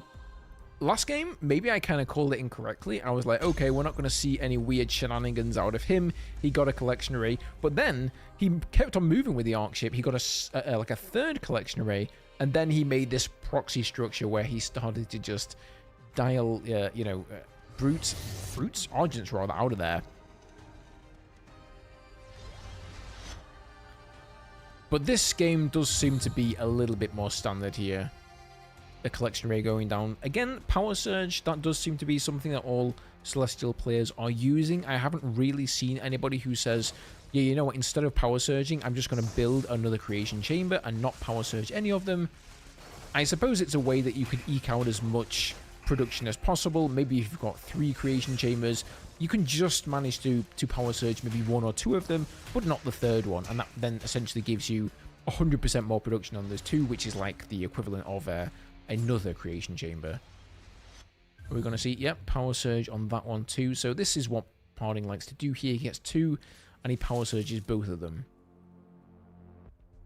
Very, very strong opening build here. Even on a big map like this, seems like it's going to be strong enough for him. I do feel like the Infernals, in terms of opening gambits in Stormgate, they are the most sort of stale, really. You know, they always just go Conclave, Iron Vault. They get out the 2 Gaunts with the Hexens to start creeping. Then they'll have a Brute join them once the Iron Vault comes up. And that's just sort of the opening composition, right? You can't really do too many compositions that don't have Gaunts.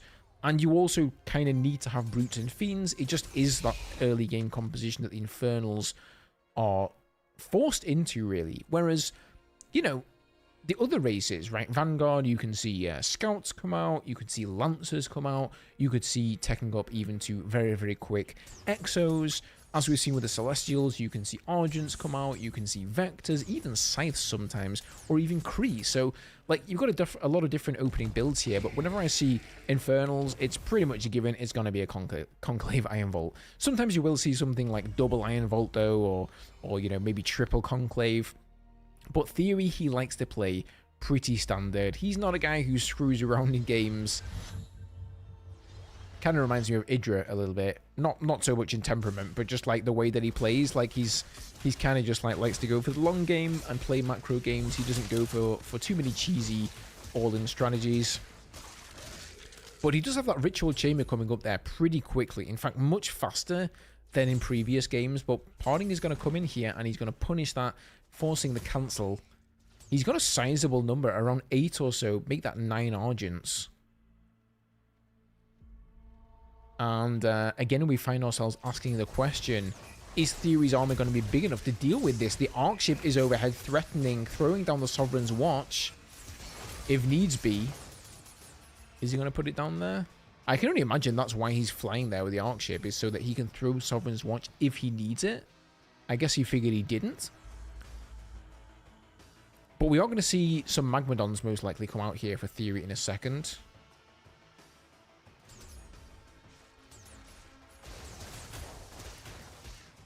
Which I feel like he kind of needs. Although he is getting quite a few picks on the Argents here. Once again, they're kind of getting to the end of their lifespan in terms of energy. Falling back to that power bank there, trying to recharge, but that is not going to be enough to recharge all of them. He really needs to make sure he keeps... You can see he's taken the energy camp down to the south there.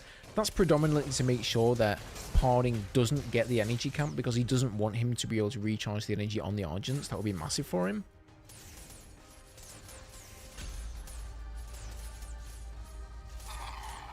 But the micro from Poning here is really, really nice. And bear in mind, Argents are some of the... probably the least microable units in the game. Like, the least micro-friendly. They are just so incredibly slow. Not like Vectors. He's going to pull back once again to the power bank there. Still very surprised we haven't seen a Sovereign's Watch. I guess you can't cast Sovereign's Watch on the Arc Ship. Like, I kind of misunderstood that in the patch notes. You can't cast it on the Arc Ship either, unless it's in range of a collection array. So that's actually kind of huge there. So you actually can't use it offensively at all. But you can cast it on the Arc Ship if it's in range, and then you can move the Arc Ship out of range. So that is something to bear in mind there.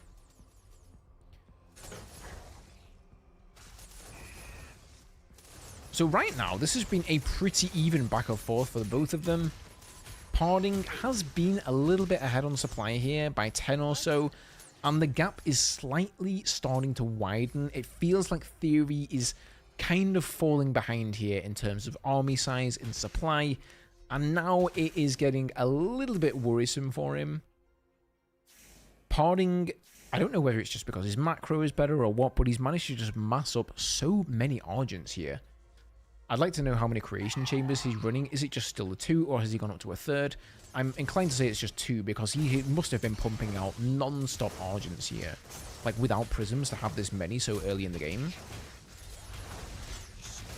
And even though they do pretty bad damage, yeah, it's going to be GG, man. The army here from Theory is just going to fall. And once again, we kind of see Poning pulling off almost the unbelievable. He just wins the game with the Argents again.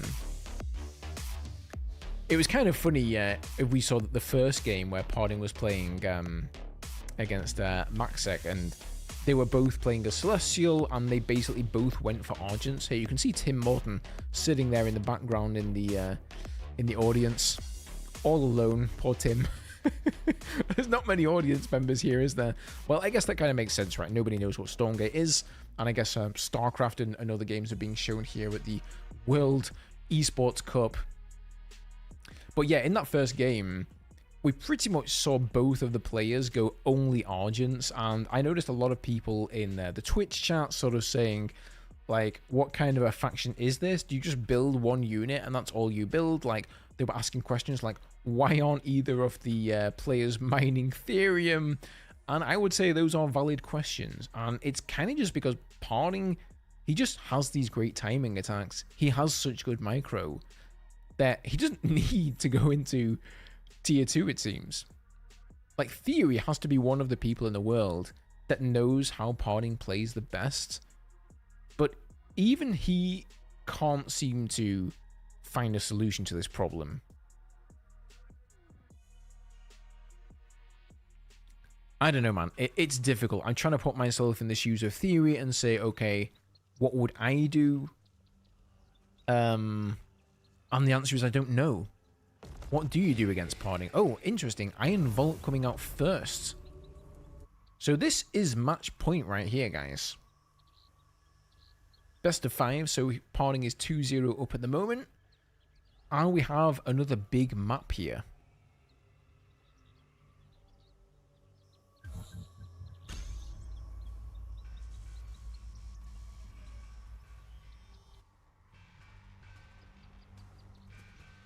So it kind of seems like a very similar build here coming out of Poning. Collection Array first.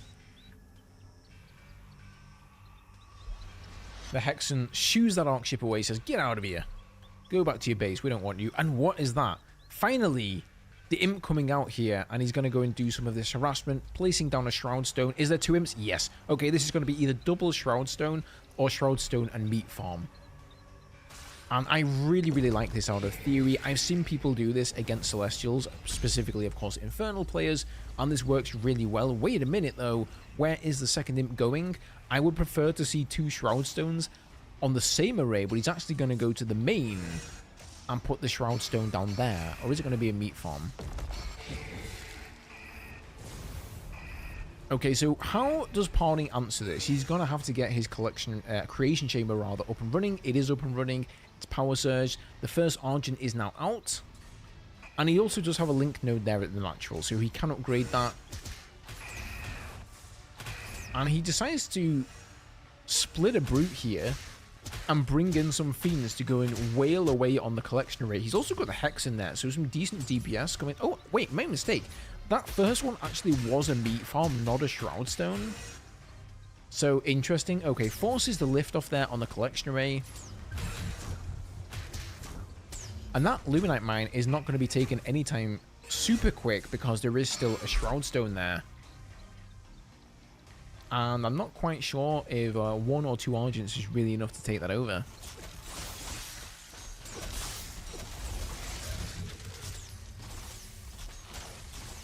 Unfortunately, Sovereign's Watch cannot attack buildings. So he can't just Sovereign's Watch and kill the Meat Farm with it. I guess the damage he's taking there from that Meat Farm is next to nothing, really. It's not too bad. The collection rate is a little bit damaged here, but he's just going to blast down this Meat Farm and no problem. And then he's probably going straight back to the natural, or to the main rather. I'm going to use those Argents to take out the Shroud Stone. Or, in fact, it seems like he's just going to abandon his main base. He says, you know what? I'm a Celestial player. I can expand anywhere. I don't need to play there. We can play wherever we want. Screw the main base. So I like that. Why waste resources going after the Shroud Stone if you don't absolutely have to?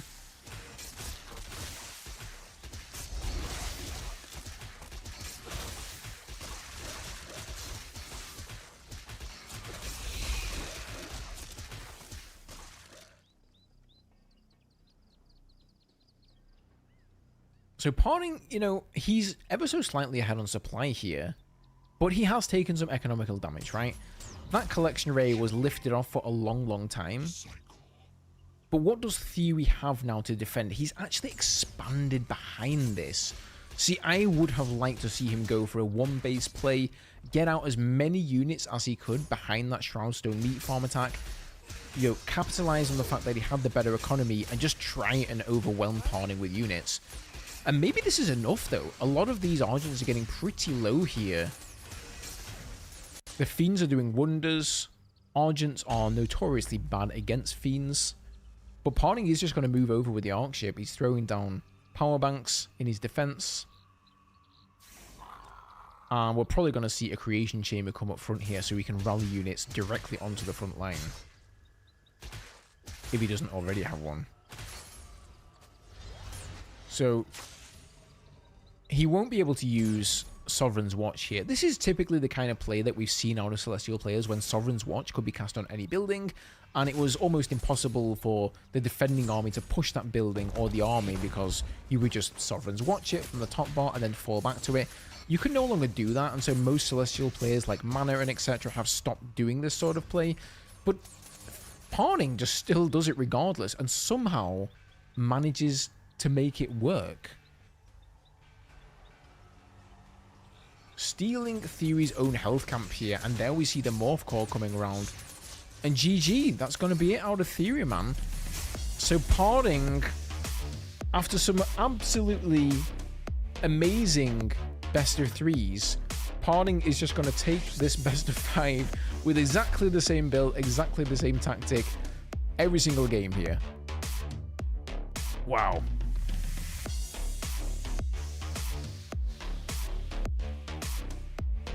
And there he goes, hoisting his trophy, guys. But well played to both of them. He played really, really, really well there. Solid build from Poning, showing that he is indeed still the Stormgate GOAT. And Theory, he played incredibly well also. I think my favorite series from this was definitely his series against Mana. Really, really great games there. The last series, not the most exciting series I've seen, but you do what you got to do to win, right?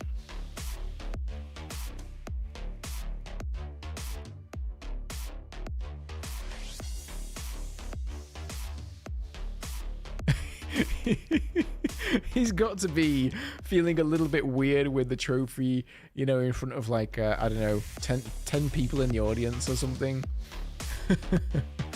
Okay, let's just check the other stream here quick. Okay, yeah, we are hopping over there now, guys.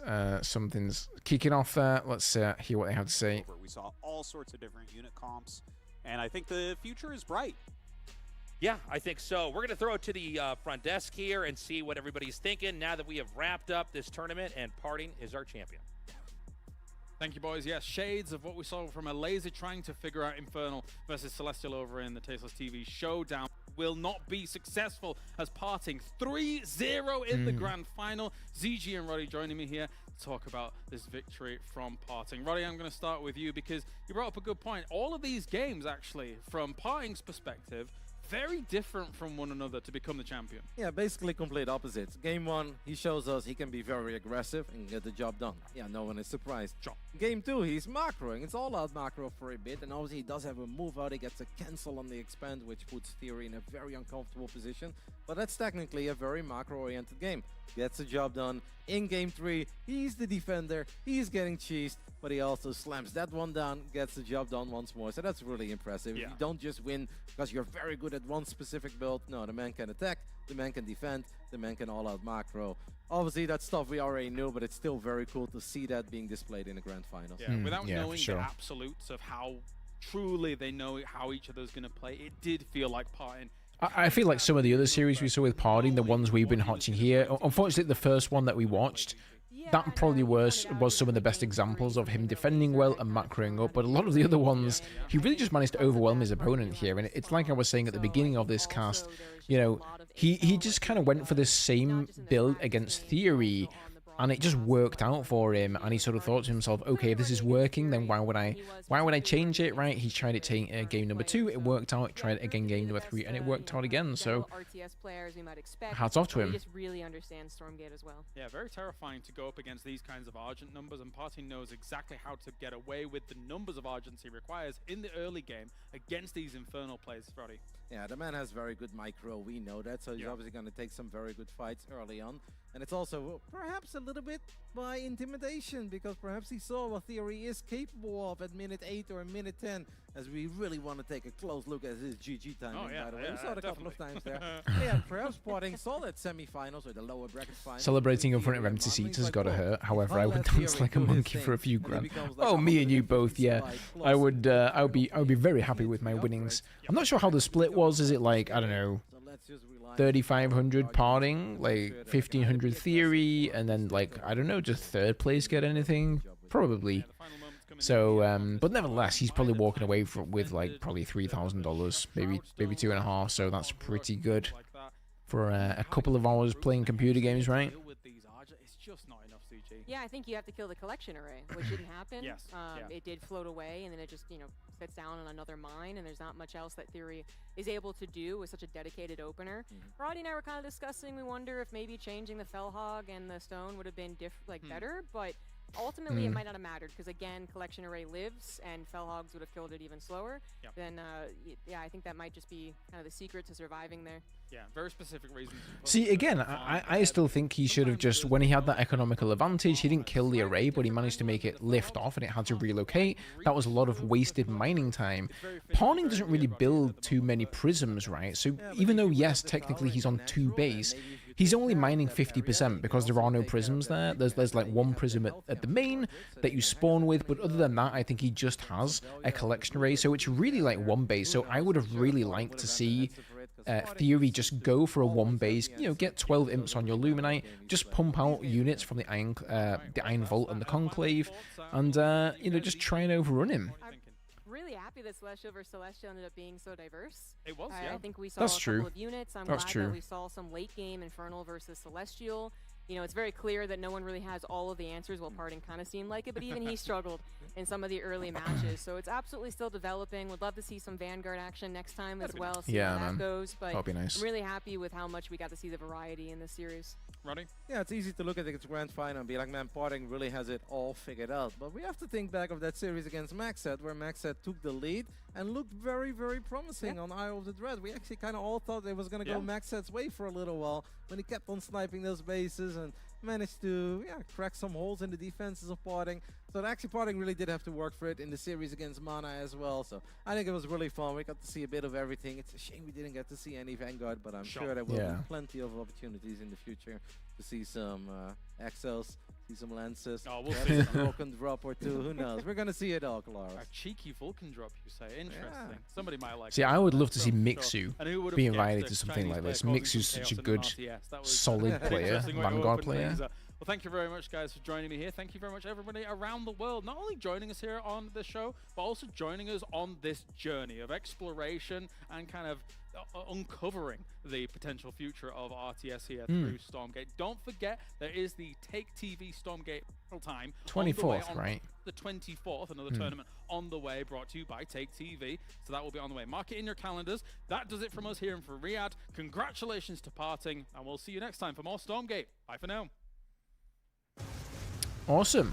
Congrats to Poning. So GG's, guys. Yeah, I think it's very, very interesting to see here, like, the evolution of the game almost before our very eyes, right? Like, even if you don't think about all of the previous patches that people weren't invited to, just within early access, we saw the Tasteless showdown, and there we saw a lot of proxy stuff coming out of these Celestial players. We kind of noticed Probe starting to use vectors there and then, though.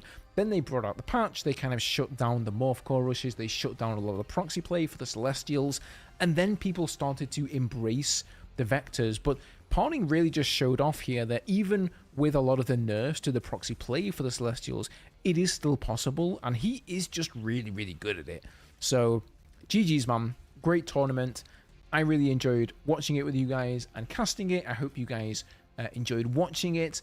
don't forget to stay tuned to the channel. Subscribe if you haven't already. There's going to be plenty more Stormgate stuff, I guess, to come out of the channel here. So plenty more guides, builds, and of course casts in the near future. But that is about going to do it for me, guys. So have a great evening, day, or afternoon, whatever you're doing. And I'll see you guys in the next one. See you later.